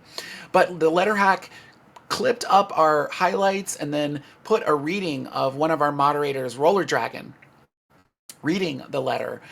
So they've been so generous with their air and their time and their effort to bring this to light. And Sandy Lovas, who is at left of the box on YouTube, is a moderator for the letter hack, but also creates content. And Sandy Lovas was a Rebel HQ contributor and everything, and had her own long story that I won't go into. But she also created a video of TYT mods quit en masse. Mm-hmm. Good. And I am so grateful for them because no one was telling that. And of course, TYT is definitely not talking about it. Yeah, she debated Jink. I believe we watched that a while ago. She actually, took up the issues that she had with TYT over its coverage of trans issues up with Jink on the main show, and was let go of, I think, shortly after that. So Totally, which is very telling in and of itself. TYT touts itself as a place where we can agree, we can disagree, we can just do so respectfully, and that was something I always had promoted in chat and things like that. But it became more and more evident that they do not hold themselves, the hosts in particular, do not hold themselves to the same standards as their own core values, and that chat was being held to. And so there was constantly this mismatch where the hosts would go off on some kind of tangent or go on things that if we saw that in chat, we would address it in some kind of way. Like saying, hey, please don't use ableist language. Please don't, that kind of thing. Insulting people with body shaming, in making bigoted insults. It undermines the progressive message, things like that. And that was consistently happening. And like I said, just sort of got worse from there. And then when this collective action happened, that lack of accountability was driven into sharp relief. The TYT network, company, community, I don't know who all is on staff, has done all that they can to seemingly avoid any accountability for that. They've tried to bury the lead. They tried to bury the story. They have every single show has gone on business as usual, where they just kind of go on and to cover the stories that they're wanting to cover. Now, I kind of give them a little bit of leeway because is the TYT main show, and then there's also shows that are led by other hosts that kind of have free reign of their own show. There's the Damage Report. There's Indisputable TYT with Dr. Rashad Ritchie. There's Unbossed. There's the Watch List. And yet, I was waiting, just like Andrea Ravinsky had said, I was waiting for those hosts to express something, some measure of, I disagree. I wanted to hear them say the words, I disagree with Anna. I disagree with Cenk. Yeah, yeah, because just I like never the heard ability to that. disagree doesn't mean anything if you're not, able to actually, like, in some ways it's like Jink talked the talk of responsiveness and of listening and of a dialogue, but it sounds like really didn't walk the walk. Wasn't interested in the information that Benny had to share with him, and at the end, like, I can't imagine being in Benny's place, or any trans person working with TYT when they're alluding to, like, the inclusion of trans people on the staff as being evidence of their goodwill towards trans people, right? That's getting used as a fig leaf. That is not cool at all. And it's like, Absolutely. given that, if it's a job for you, right, you're now in a really bad position where on one hand you've got your needs, and like I said, in this industry, a job at all, even if it's, doesn't have great benefits, or whatever kind of deal it is hard to come by. That kind of, like, sustainable, like, steady income is difficult to procure in our line of work. So now you're having to, put the person in a position of needing to say something, not feeling like there's anything that they can do from the inside, given that, like, she didn't seem interested in actually listening to anything that Benny had to say, and you're getting used as proof that TYT does not have a problem with trans people, when in fact that they do. That's an awful position to be put in. Absolutely. And I similarly felt I could not be used as that fig leaf. I could not be used as that symbol of tacit endorsement or disagreement, because I've been a long time community member. And I've been even before I was a mod, and my logo is, a trans pride, non-binary, like kind of like a Captain America shield, sort of a thing. But and we even wrote Nightbot commands, like I didn't even mention this earlier, but we did copywriting. We wrote our own Nightbot commands from scratch, and we actually had to fight for even just, or advocate for even the ability to use Nightbot in the first place. And those kinds of things were gate kept a little bit, which was, another issue. But we wrote our own custom Nightbot commands, one of which was Pride. And that command said something like, TYT loves its to us LGBTQIA, siblings. And, how could I, after that, post that command? Because that clearly was in conflict. And kind of just going back to the host, I will give a modicum of credit. I will give a credit to John Idarola, because he said, that Monday, I support trans rights. I support gender affirming care. I support trans people in sports. He said a lot of things that he supported. He didn't say the words, I disagree. He didn't say Jesse Singal is transphobic. I looked it up over the weekend, and it turns out Jesse Singal is a huge transphobe, and Jesse Singal promotes gender or gay conversion torture. And I didn't know Jesse Singal's name over a week ago, but now I do. And also for Anna to then come back after the criticism and say, oh, and by the, it's almost like she kind of like gave this non-apology, or not even an apology. She just commented on it, and then she went on to say Jesse Singal's not transphobic.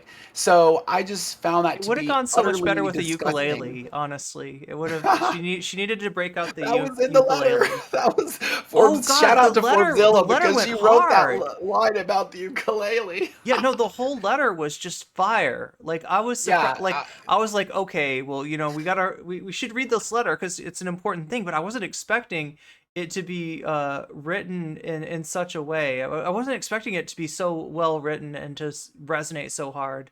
it But was great, yeah, and I want to make sure to reiterate too that this was a collective action. I did not lead this action. In fact, I'm too lib for my own good sometimes, and I was kind of like, oh, I want to read the letter, I want to edit the letter, I want to put in some things, I want to format the letter, but I realized I think I'm holding us back on this. I think we need to act. And other people were saying, I think we need to act right now because if we let this go over the weekend, then that weekend, the 24-hour news cycle, everything going on would allow TYT the cover that they needed to wash their hands of Benny and to pretend like everything was all okay and that this was just a mild difference of opinion. And it is absolutely not that. So we did what we did. We collectively left, we resigned. Forbezilla, again, shout out to Forbezilla. Forbezilla the beginning of the hour on Friday's show gave $10 of her own hard-earned money to send a super chat. And that super chat said that your moderators have resigned and included a link to the Google document of our text. Channel producers, whoever was behind that, I've never seen them move so fast because immediately within, I would say 5 seconds, Godzilla was banned. oh my Not timed god. out, not comment removed, was banned from the channel, completely silencing dissent. And then, of course, that show went on the way that it did. We were trying to call attention to, the movement. And while this was happening, they stripped everyone, of course, of all of their moderator wrenches. They, actually later, when I went over to the Twitch chat of TYT, I had a VIP diamond. They removed the VIP diamond.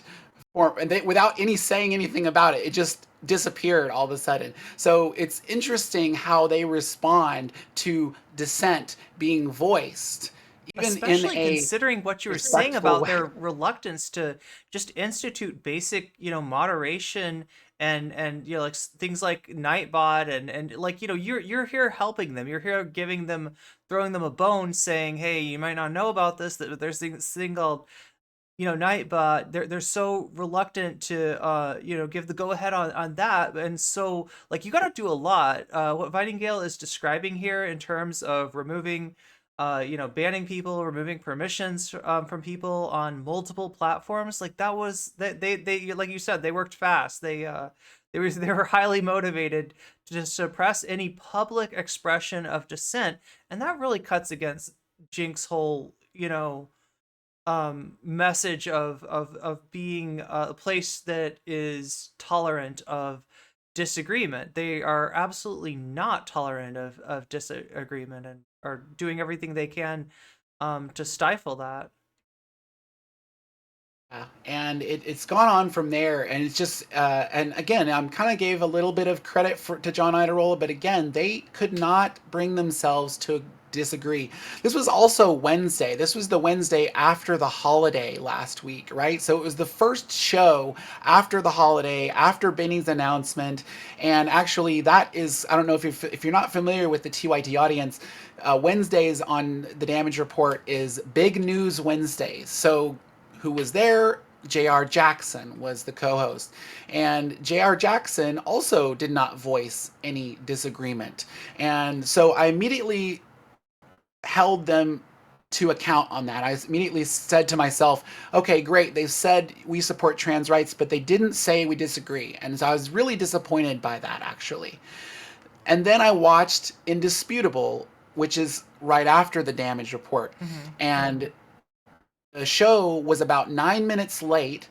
And I'm guessing there was probably they said technical difficulties, but I'm wondering now if there was some conversations happening off of air saying, don't talk about this, don't address this. And what happened when the show starts? Business as usual. They didn't even talk about it. It was right into the stories. It was right in, like, as if nothing happened.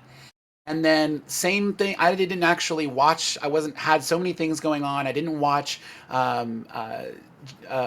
Watch List or Unbossed from that day.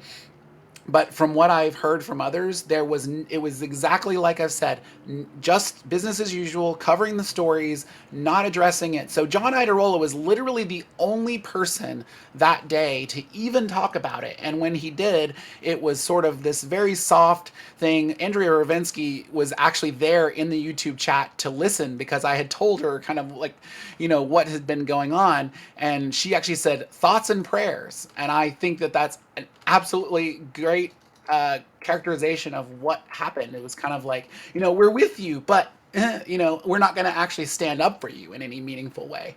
And then it just got worse from there, and we submitted our resignation letter, and even after that had happened, they sort of brought it up again. They had said, looks like we've got some of these moderators in chat who have resigned and all these kinds of things. And that was on TDR, that was on main show. Again, the other shows did not mention it at all. But then when they did address it, they kind of talked about it, they kind of gave some lip service, but then they still failed to read the letter.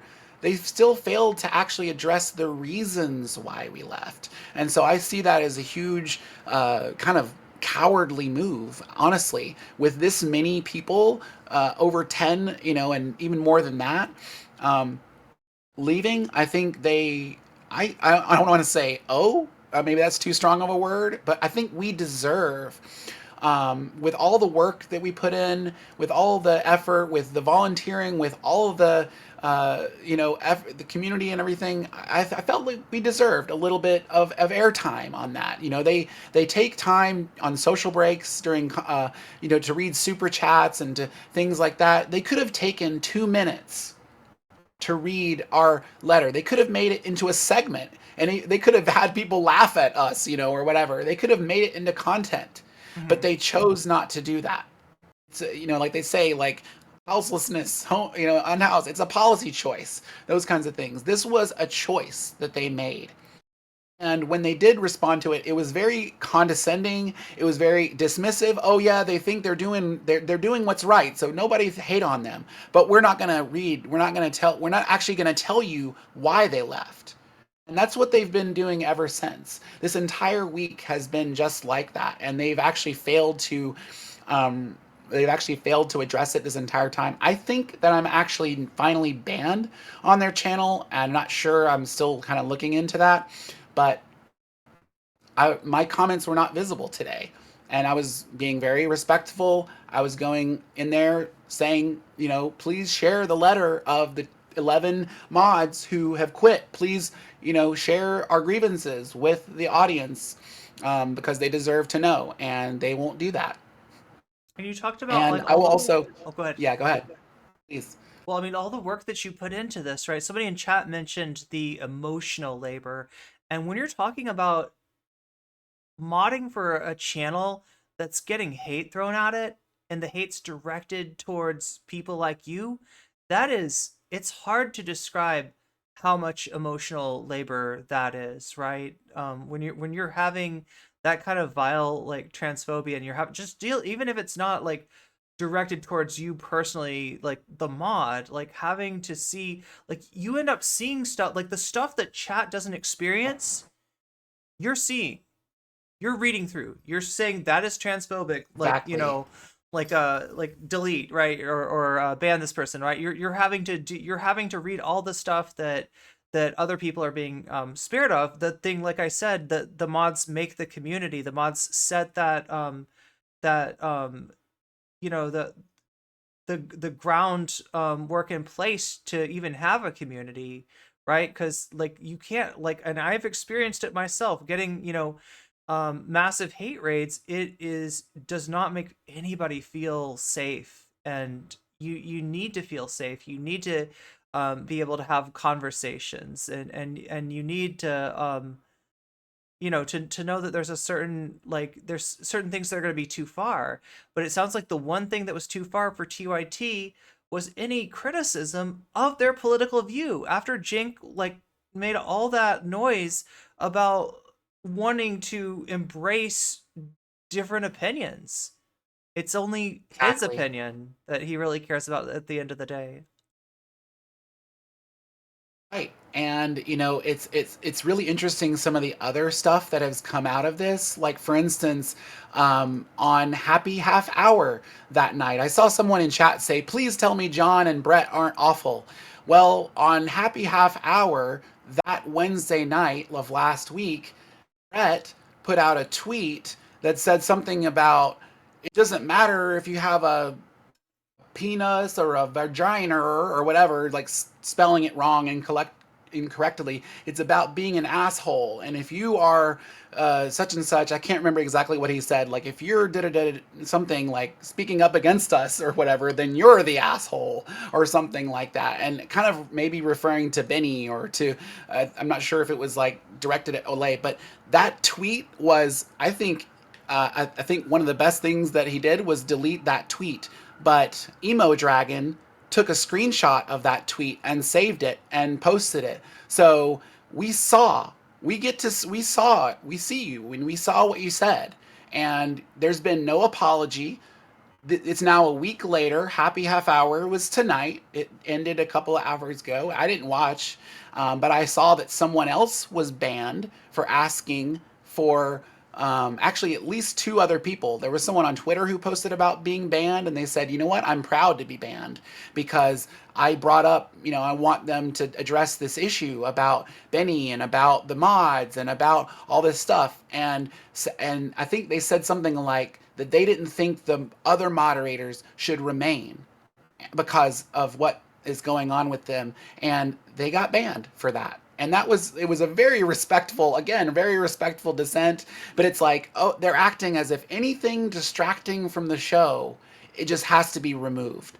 And that's not what we did as moderators. It was a community discussion. Sometimes if people wanted to talk about, they're happening with their dog at home, or their, garden or stuff, we would engage them with that. And we were watching the show, but we're also a community. We're also having like a little chat kind of a thing here. And so if a community member has a concern, has something like that, we don't just ban them.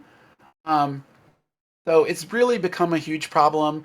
There's been some toxic stuff said by several people in the network, and then also just striking how little and how few people have come to our defense, to come to our aid. And I actually will give other credit to two other people. I want to give some credit to Francesca Fiorentini. She is only a part-time TYT contributor, and she has her own channel, The Bituation Room. She's a comedian, and she has her own career. Good.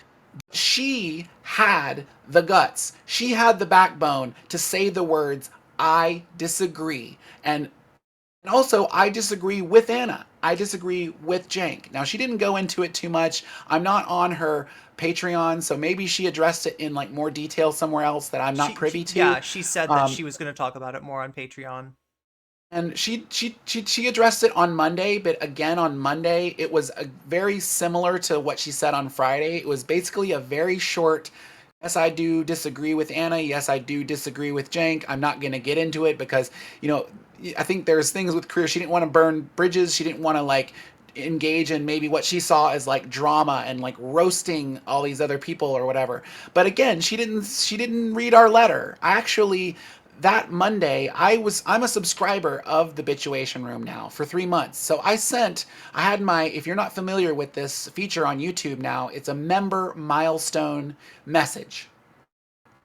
So I sent my member milestone message of 3 months in at the beginning of that show, and I said, Franny, please read the letter of resignation that moderators collectively, submitted to TYT. This is a near and dear to my heart. I'm begging you. And I put trans flags and stuff because I'm a trans person. This is directly affects. This is not just about the trans issue. It's a labor rights issue. It's wrapped up in so many things, as you would know if you read the letter and things like that. And you did to your audience, and I thank you for that too. Yeah, and I don't know, and that was not addressed. So I felt a little bit saddened by that. I did send my member milestone message. I asked her specifically to read the letter. She was unwilling to read the letter, I mean, but she did say I disagree, which was everything- farther than any other host has gone. yeah, And everything. Go ahead. go ahead, please respond. Oh, to sorry, that. you were getting to something. I just wanted to forget before I forget it. If Adrienne Lawrence, she doesn't have her own host, but own show, but she's regularly covered as a host. She's a regular contributor. She's amazing. I actually bought her book from Shop TYT about workplace harassment and sexual harassment and stuff. And she, not on air, but on Twitter recently, someone asked her about what was going on, and she actually tweeted and said, "This is unacceptable. It puts a stain on the network. It makes us look like we, support these views and things like that." So she actually voiced at least some objection to that. So she came out against it. Yes, Adrienne Bixson. And so that needs to be, we need more of that. We desperately need more of that. And I believe, particularly on the main show, on Fridays, they kind of rotate a power panel. They bring on other guests and things like that. But I think particularly with Anna and Cenk, they've entered this sort of echo chamber just between the two of them, where they ping pong back these views on one another. But then the other one, they kind of have these mild disagreements, but then they don't have a third party. They don't have other people who are like, no, actually what you're saying here really doesn't make any sense. And like sometimes there's these objections, but it's just very, very rare. But then it oftentimes turns into just like a yeah, and yeah. And it's sort of like editorialized and it's off the cuff. It's not scripted. So I kind of leave some room for that. But when you're sharing things that are anti-factual, when you are a journalism professor, when you're a lawyer and you are not investigating, when you're not looking into just scratching the surface beyond the surface level, and looking into this, yes, Jesse Singal is super true transphobic. And again, it's just, I keep talking about that because I'm a trans person, and that was just like a knife in the gut to me, and really hurt me. It really hurt me. It doesn't seem like they even want to platform the debate at this point, which is what they're kind of indicating that they do. And even that's like problematic, because we're not talking about like a legislative issue. We're not talking about we're talking about a question that involves trans people's right to exist, that's been threatened, that their words have been spoken by a number of people on the right saying that they want to excoriate us from public life.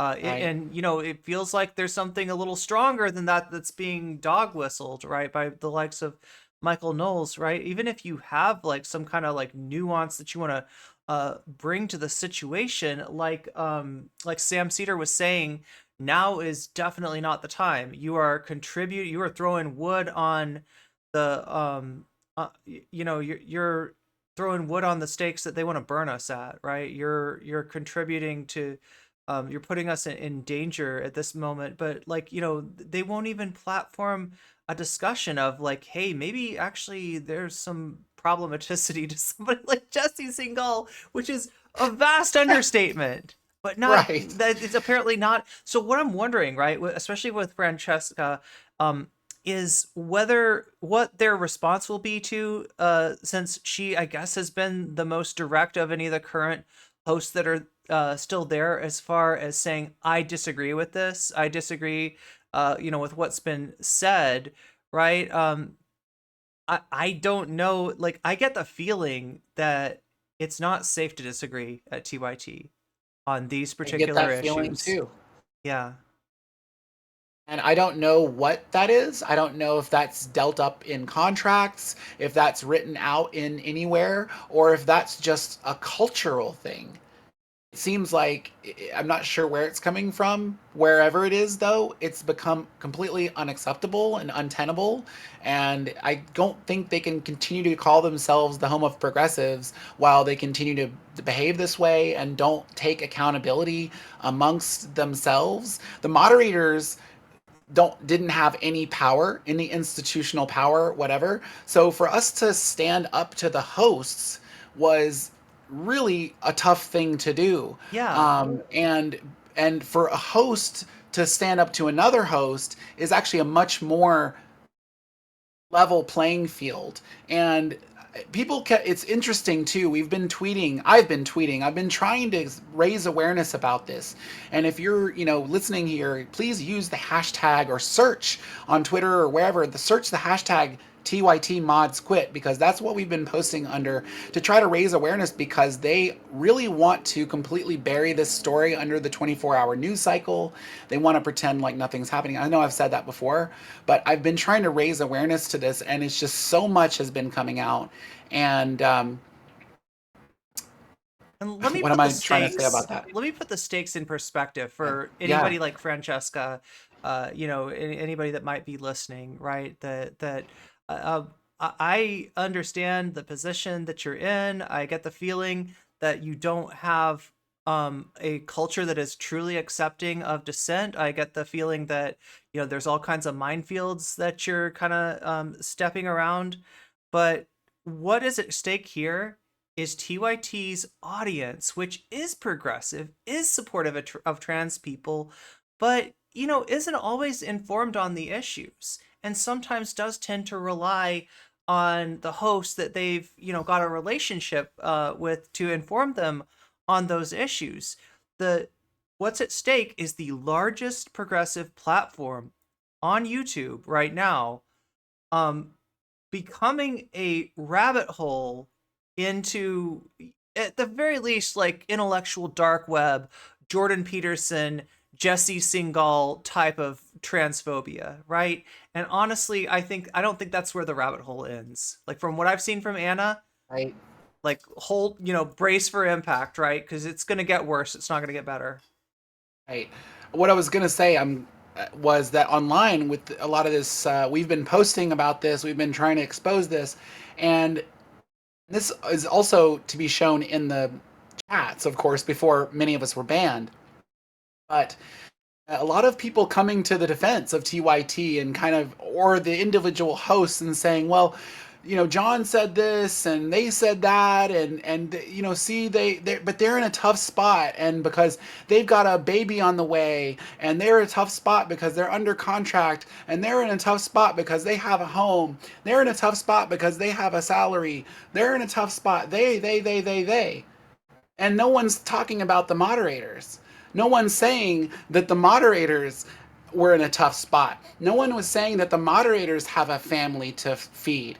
No one's saying that the moderators have health issues that they need taken care of. No one's saying that the moderators, many of whom are disabled, might need some help with some things. And they offered these kind of like words, and even that was something, like, for a long time we never really got even verbal acknowledgments on air. Like, actually, we never got, usually, unless there was a comment or a super chat that one of us sent, we never got our names, we never got our handles read out on chat, usually, unless it was like one of those specific kind of things. And then it was like only until just maybe, I want to say, 4 to 6 months ago, did the hosts like sort of start acknowledging and just saying like, hey, I want to stop for a moment and thank the mods because the mods keep our spaces safe and things like that. And I actually really appreciated that. That was a big change that I was like, oh wow, that's so refreshing. They're really finally acknowledging us. They're really like saying that moderators are part of the community. Moderators serve, this kind of thing, or it was something there. Yeah. They Um, provide a vital function without which, right. I mean, you can just go back to the way that TYT used to be. Chat was unusable. Chat was unreadable. There it was slurs, abuse, just like constant Trump 2020 or Trump 2016 or Yep. whatever And the worse year than that. was. Way worse than that. Yeah. I don't even want to say. And what you said earlier about just the stuff that you have to see. If you're a moderator Yeah. and you're watching chat, you literally see every single thing that anyone wants to post. Now, fuck Top Chat, because Top Chat will mess you up every time. If you're on Top Chat, you'll miss everything. Oh yeah. If you have to click over to live chat. YouTube's so Oh weird yeah, about oh my that. god, Adrian Vixen's saying some shit. I forgot about the sex bots. The sex bots were a whole thing. Oh, I Like they forgot were about. just like Yeah, I know what you're they were talking like a about. few months ago, they were so rampant, and then I used to we get just those kept too. bopping them because we were so good. We just got used to bopping them, and we Yeah. were just like, and we're I don't know, it was amazing. But I mean, they were the like moderator constant for team, a I just while. cannot sing the praises enough of our moderator team.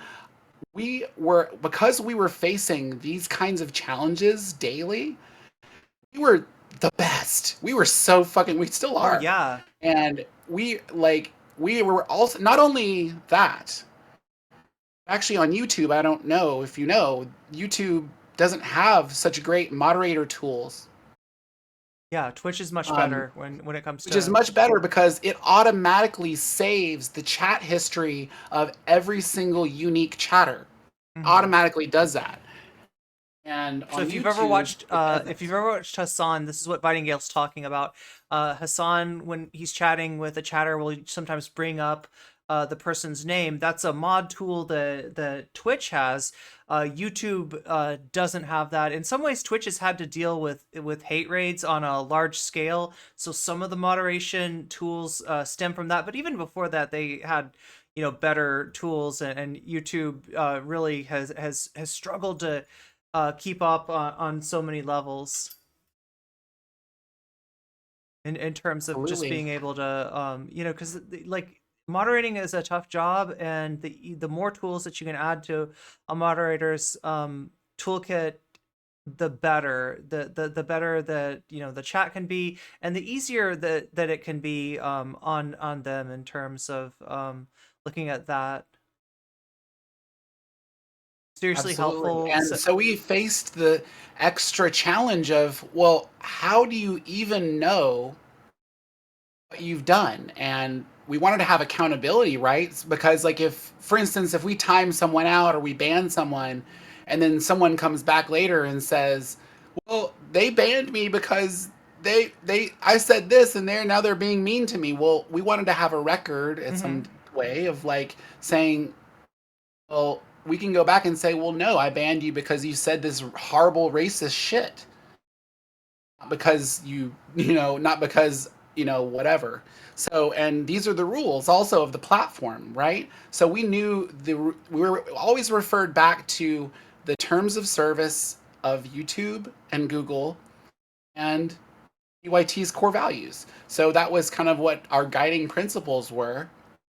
And these core values were kind of like our values in a way, and we were kind of worked on this, like, again, as the first YouTube moderator for that channel. This was all brand new.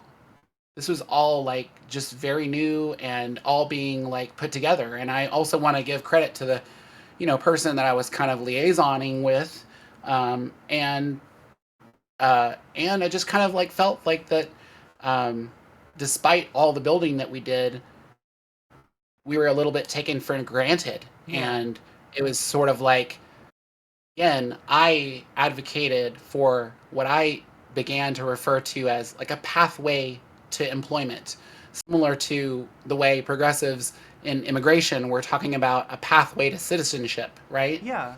As a very mild way of talking about like, hey, we should just be allowed to cross borders are imaginary, and migration, freedom of movement should be maybe a human right. Yeah, and But hiring from um, within, from people that have already been like providing you with the very necessities of the for the community to exist, people that know a lot about the community and obviously have a lot invested in the community. That should be a hiring pool. It sounds like it wasn't in any way. no, it wasn't. I tried very hard, actually. And I even hesitate to say how much I tried away. And, it was difficult. I can't always send an email and things like that. But I applied for at least 3 jobs there.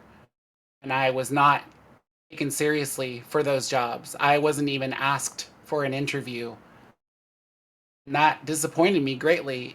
And yet I still love TYT, and I like dedicated myself to being there because they are the biggest. I think you described them as the biggest, Yeah. largest, online platform of progressives or something on the left. Yeah. And I was kind of like, yeah, I'm sort of realizing that's kind of true. There are a lot of leftist creators now, but back in 2020, pandemic had Oh happened. God, When yeah. pandemic had just hit, and I just lost my job. Um, I was turning to the damage report in the morning and like finding community when I needed it.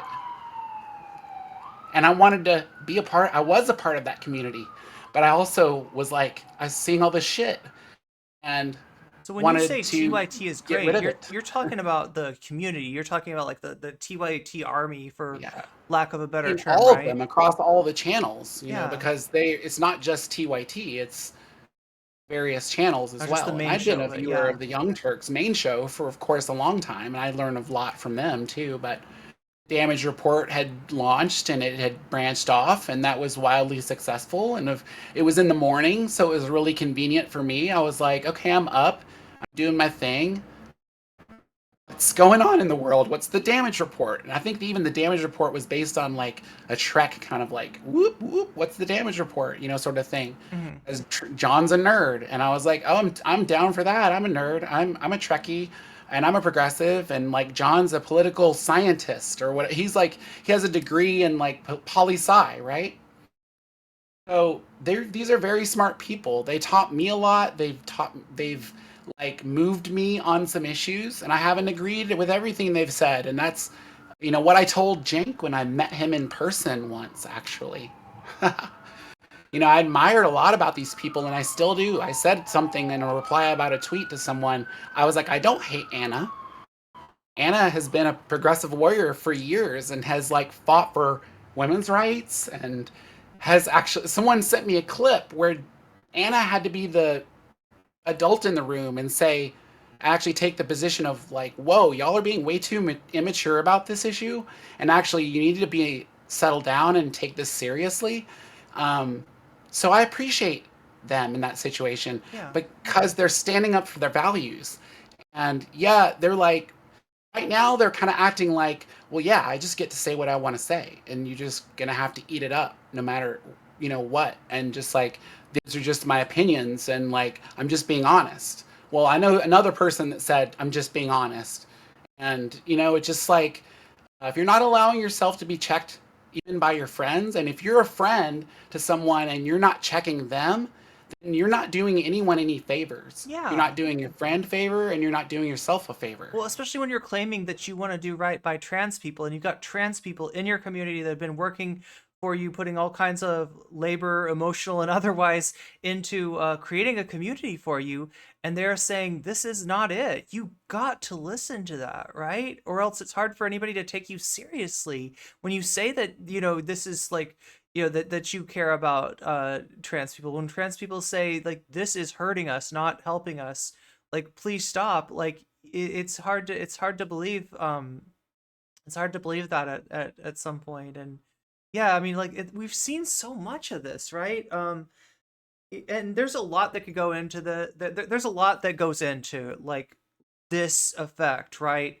The allure of the IDW, the allure of centrism, and the I allure of actually the talk right in about terms of in terms of the amount of money that's just like available to somebody that is going to be useful in some way to the right. And it doesn't have to be being like, I'm going to be a hardcore right winger, I'm going to be like Michael Knowles, right? You can do just as much damage by saying, now I'm a liberal, but and then undermine the existence of trans people like that. That's doing work for them. And we've seen people not just in TYT but in the debate sphere and the YouTube progressive content creation sphere. We've seen people say kind of the same thing of as Anna, well, I'm just gonna say the things that I want to say, and that's how I feel. And if you don't like it, that's your problem. I've done so much work for this group of people that I think I'm owed a little bit of moral self-licensing, and that's what it is at the end of the day. I've raised X amount of money in charity, and therefore don't like give me grief over the fact that I'm attacking my own community in some ways. It just seems to happen in so many different places. Unfortunately, it's not just TYT. Yeah, spot on. For sure. I was actually going to ask you, what's the acronym that you're using? Because I'm not really familiar with that. Wait, which acronym? I something. I asked earlier in chat, but I don't think it. Sorry, there's an acronym that I was using? I think so, for like a centrist take or something like yes, that. IDW. Yeah, see, I'm terminally online. You can tell, right? When I say this acronym, and I assume that everybody's going to know what that means. So the intellectual dark web. Yes. Is a movement that encompasses like Jordan Peterson, Dave Rubin, all these like so-called enlightened centrists. And like some of these people, Right. we know that they're not centrist at this point. But for Bill Maher is a great example of this. Bill Maher is somebody that came from the left and joined the IDW, and they act like this nuance is just like the big brain take to have. And maybe you're an ideologue and you can't quite what I mean, you can't quite conceive on the level of that. You're not smart enough to realize that Jordan Peterson's a genius, right? Because you're like, that emperor hasn't got any clothes, and they're like, no, he has the best clothes of all. I mean, actually, Jordan Peterson, that's the one thing I can't knock is his fashion sense, kind of uncanny. But in a metaphorical sense, he is an emperor with no clothes as far as being praised for his intellect. Glenn Greenwald, yeah, Shapiro, IBS, yeah, there's another acronym that kind of fits there too. But yeah, the intellectual dark web, or IDW, and it is absolutely represent something that represents itself as centrist while leaning heavily to the right. This is related term C fishhook theory, right? How centrism can often can often have a lot in common with the far right, despite dressing itself up as being moderate. I feel like there's these talking points that are just kind of like, and actually I'm going to give a lot of credit to Benny Carollo again, because she's so smart, and like it's sort of a joke, but it's like, and I think this may have been someone else talking about it, but it's like brain worms. It's the first time I've ever heard about it. And so it's just like, and you talked about a fishhook theory. I don't know if that's related to it, but it's like, yeah, I feel like somebody offered them some bait and they took it. They like somehow took this brainworm idea and they took it, they bit it, they ate it, they chewed on it, they digested it. And they internalized it. I'm not gonna even like say it just to one person, right? And so it's like, yeah, brainworms they really got this idea. Go ahead. Oh, that really fits, right?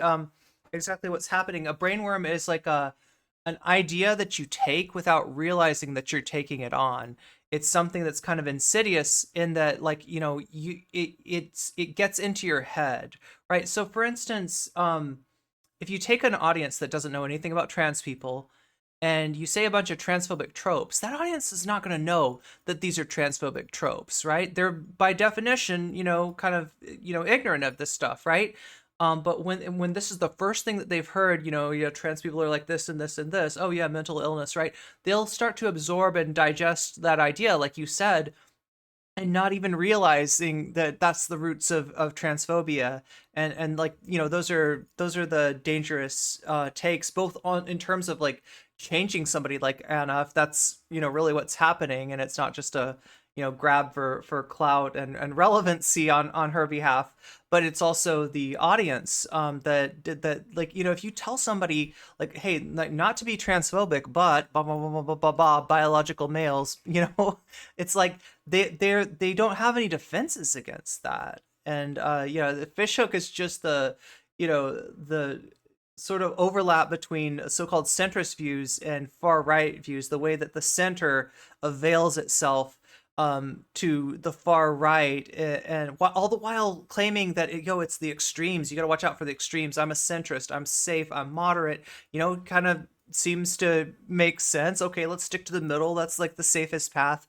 But when it like so they'll describe this as a horseshoe theory, right? When you say that the far right and the far left, they have more in common than they want to think about. But when you reconceive of that structure as a fishhook, right, now the far right kind of bends over and starts to touch the center.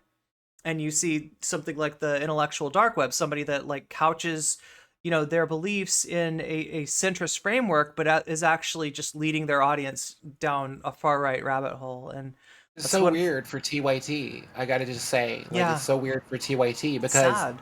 I don't think they ever positioned themselves as the center. They call themselves the home of progressives. They always said, we're not Democrats. We're kind of leftists. We're left of center. We're unapologetically left of center. Mm-hmm.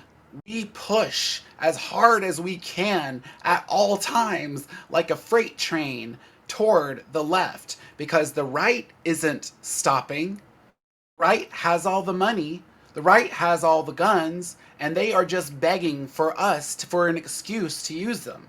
And so I felt like, home of progressives, okay, that's what I want to sign up for. I want to be a part of someone who says, I am not going to back down, and I am going to stand for what's right because I believe in it and I want for the best outcomes. And one thing I think that maybe is steering to this center thing is because they've always said that progressive values are good for the whole country, right? If we like fight for progressive values, mm-hmm. then we're also going to be materially benefiting people who don't even agree with us, mm-hmm. because roads, for instance, in chat, always people would be like, I don't like socialism, I don't like communism, and I would just be like, well, like roads? Do you like firefighters? Do you like police even? And I was like, people who were back the blue, I was like, do you realize the police is socialism? And they would be like mind blown, and then they would start a conversation with me. And as a moderator, going back to kind of the importance of moderators and the importance of this movement is that it's like that engaging spirit and that like being like, well, no, I'm going to make this argument for the progressive argument side, mm-hmm. and stuff like that, and engaging and things like that. And I think maybe part of what this drifting is like that kind of appeal. And TYT is familiar with the term audience capture. Mm-hmm. There was actually someone who super chatted recently about audience capture, and they read it, and I felt like they took the message entirely wrong way. Mm-hmm. The person was talking about audience capture. They were talking about like the audience is trying to capture them, right? But it's like, I realize they may be trying to capture a certain audience. They're trying to appeal to a wider audience. They're trying to get people who don't necessarily agree. We welcome people who don't agree. We welcome people who might not understand where everything is coming from, but we want to put our argument out there for them. We want to display. We want to points. We want to share our ways of thinking. We want to share our perspectives, where we're coming from, and hopefully that connects on a human level to what someone else may be experiencing, like having to work their entire lives for like until they're 65 or older, to like until they can finally think about like taking a break. Oh yeah. And reading a book. And the forces, like, even within the Democratic Party, that are trying to push that further and further off, based on the fact that the capitalist class largely has a much expanded lifespan, and those who don't have the same access to medical care and frankly to money don't experience that same thing. So you're getting your policy written. They're saying, gosh, these retirement policies, this is a little generous. I mean, I'm okay at 65. I'm okay at 67. I can still work. You should be able to work too. But yeah, you're touching on something really important, right? Let's take us back to the 2016 election. When you compared, and this was prior to the end of the Democratic nomination process, but when you would compare Bernie's numbers running against Trump, or it's hypothetical, right? Because like I said, it's before the primary is over, but you had Bernie beating Trump consistently by more points than Hillary. Where do you think that comes from? It comes from the fact that on some level, despite that Bernie is speaking to things that some people, now I'm not going to say on the far right, because if Bernie was speaking to far right desires, like, he wouldn't be, we wouldn't we wouldn't fuck with him, right? But there are some people that are just maybe culturally affiliated with the right that will see somebody like Bernie fighting back against capitalism in a dim sock manner. Not, he's not like a socialist, but like, it's compared to what you see from the two parties, compared to what you see from the neoliberal consensus, right? That does seem like socialism. Paying for roads seems like socialism. Totally. And speaking of Bernie and going back to 2016, obviously that was before my time moderating with TYT, but I was a fan of TYT at the time, and I was a longtime viewer of TYT. I wasn't watching on YouTube at the time. I was mainly watching through probably through like their .com membership kind of thing, because I was able to watch the full shows and they have them saved and things like that. So, and all of the different shows that they had. So I found that really convenient and everything. And I was watching, to be engaged and to like figure out what the things were going on in the elections. And I was a Bernie supporter, and a lot of that was informed by TYT, and I was kind of like, actually got involved that way, and just with his campaign as far as like in my electoral area and stuff like that. Not campaigning exactly, but I was like a delegate. Oh, nice. And That's I really got to cool. participate. Yeah, it was really amazing to be engaged in the political process that way. And it was really interesting because I got to speak actually and say something. And at the time, I was kind of like drawing these,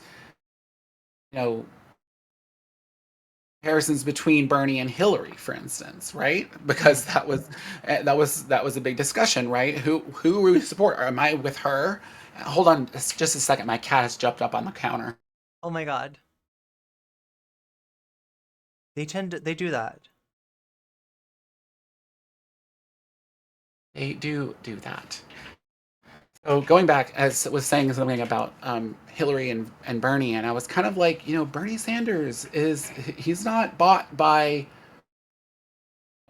Goldman Sachs and things like that, and I was Bernie supporter. I was kind of like, trying to make the case for Bernie and just kind of like talk about a lot of the things of his history of things, and a lot of that was informed by TYT. Mm-hmm. So I was really like admiring what I was seeing from them, and I was like getting a lot of information, as well as just, I think, of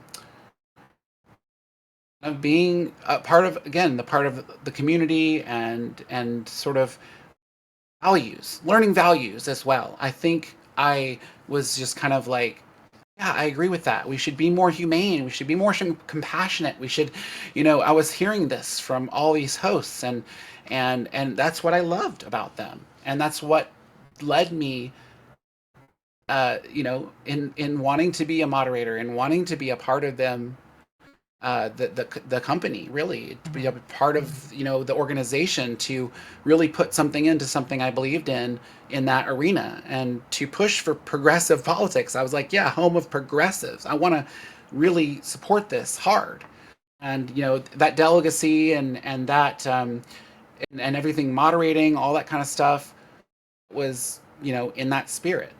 At least I'm not perfect, for sure. I still have a long way to go on a lot of things and a lot to learn. Obviously, So it but sounds like what you're saying is that they were like a positive like pipeline, like they were bringing you in on a level that you could understand and resonate with, and kind of giving you both information, host, and the community to be able to go deeper into that. If you want to kind of take your progressivism and make it a little bit post-capitalist, right? There were people like Benny there who were leftists, and TYT's acceptance of people like this seemed to indicate for a lot of people that maybe they had their mind open to going a little further to the left. And it's real. That's why it's so disappointing that the opposite has happened, and that it seems to be motivated for all the wrong reasons. yeah, I mean, and I can't speak to the motivations necessarily, and I can't necessarily. I think we have some good ideas of like how these things can happen, but I just don't really. I can't abide it anymore in a Yeah. way, and I can't represent it anymore, and until they are like willing to represent me and have my back and have my community's back in a way. It's not about me. It's about moderators. It's about all the moderators. It's about every single moderator on YouTube, every single moderator on Twitch, whether they were part of this action or not. I want to make that super clear, because there's been a lot of division. There's been a lot of heartbreak. There's been a lot of people who have been like, no way, TYT is great. And they look at what they've done. And yeah, of course I see that point. I don't want to tear TYT down. I I want to. I was one of. I'm there. Like still, I kind of am so conflicted, right? I was one of their most ardent supporters, Hmm. not only before being a moderator, but before then. So, to take this action collectively with 10 plus other people, maybe 11 now. I want to read everyone's name out actually in a way and just refer to it, because I don't want to forget. I don't want anybody to forget what happened. And TYT is trying to make everyone forget what happened. They're trying to gloss over it like it's no big deal. They're trying to say like, oh, they left, they stepped away, but just whatever. And we wish them well, kind It's of really thing. And them that stepped away from you, not as much. You just like did the right thing when your hand was forced, right? It wasn't like if anyone's gone away from those values that TYT represented, it's them. And so, like, in some way, I guess what we're realizing tonight is that, like, the real TYT is the people that made it happen. And if Jink and Anna want to walk away from that, if they want to, lift up their leg like Old Yeller and piss all over it, I guess that's their choice. But it really sucks, and it sucks for everybody that believed in them and wanted something better. But just understand that everybody like that was part of that community, like they still exist, and I'm hoping that we can get to them before they get kind of sucked along, before they get brainwormed and fish hooked into supporting stuff that just um isn't good, isn't as good politically as Jink and Anna want to say, and is definitely bad for marginalized people and the people that yeah. Jink and Anna threw under the bus. Yeah, totally. And they do need to take responsibility. I was even kind of gonna go a little soft on them and be like, it's whatever. But they do need to take responsibility. That's one thing I said in chat was, one, I want them to read the letter on air. Mm-hmm. This is a big deal. This is a collective action, and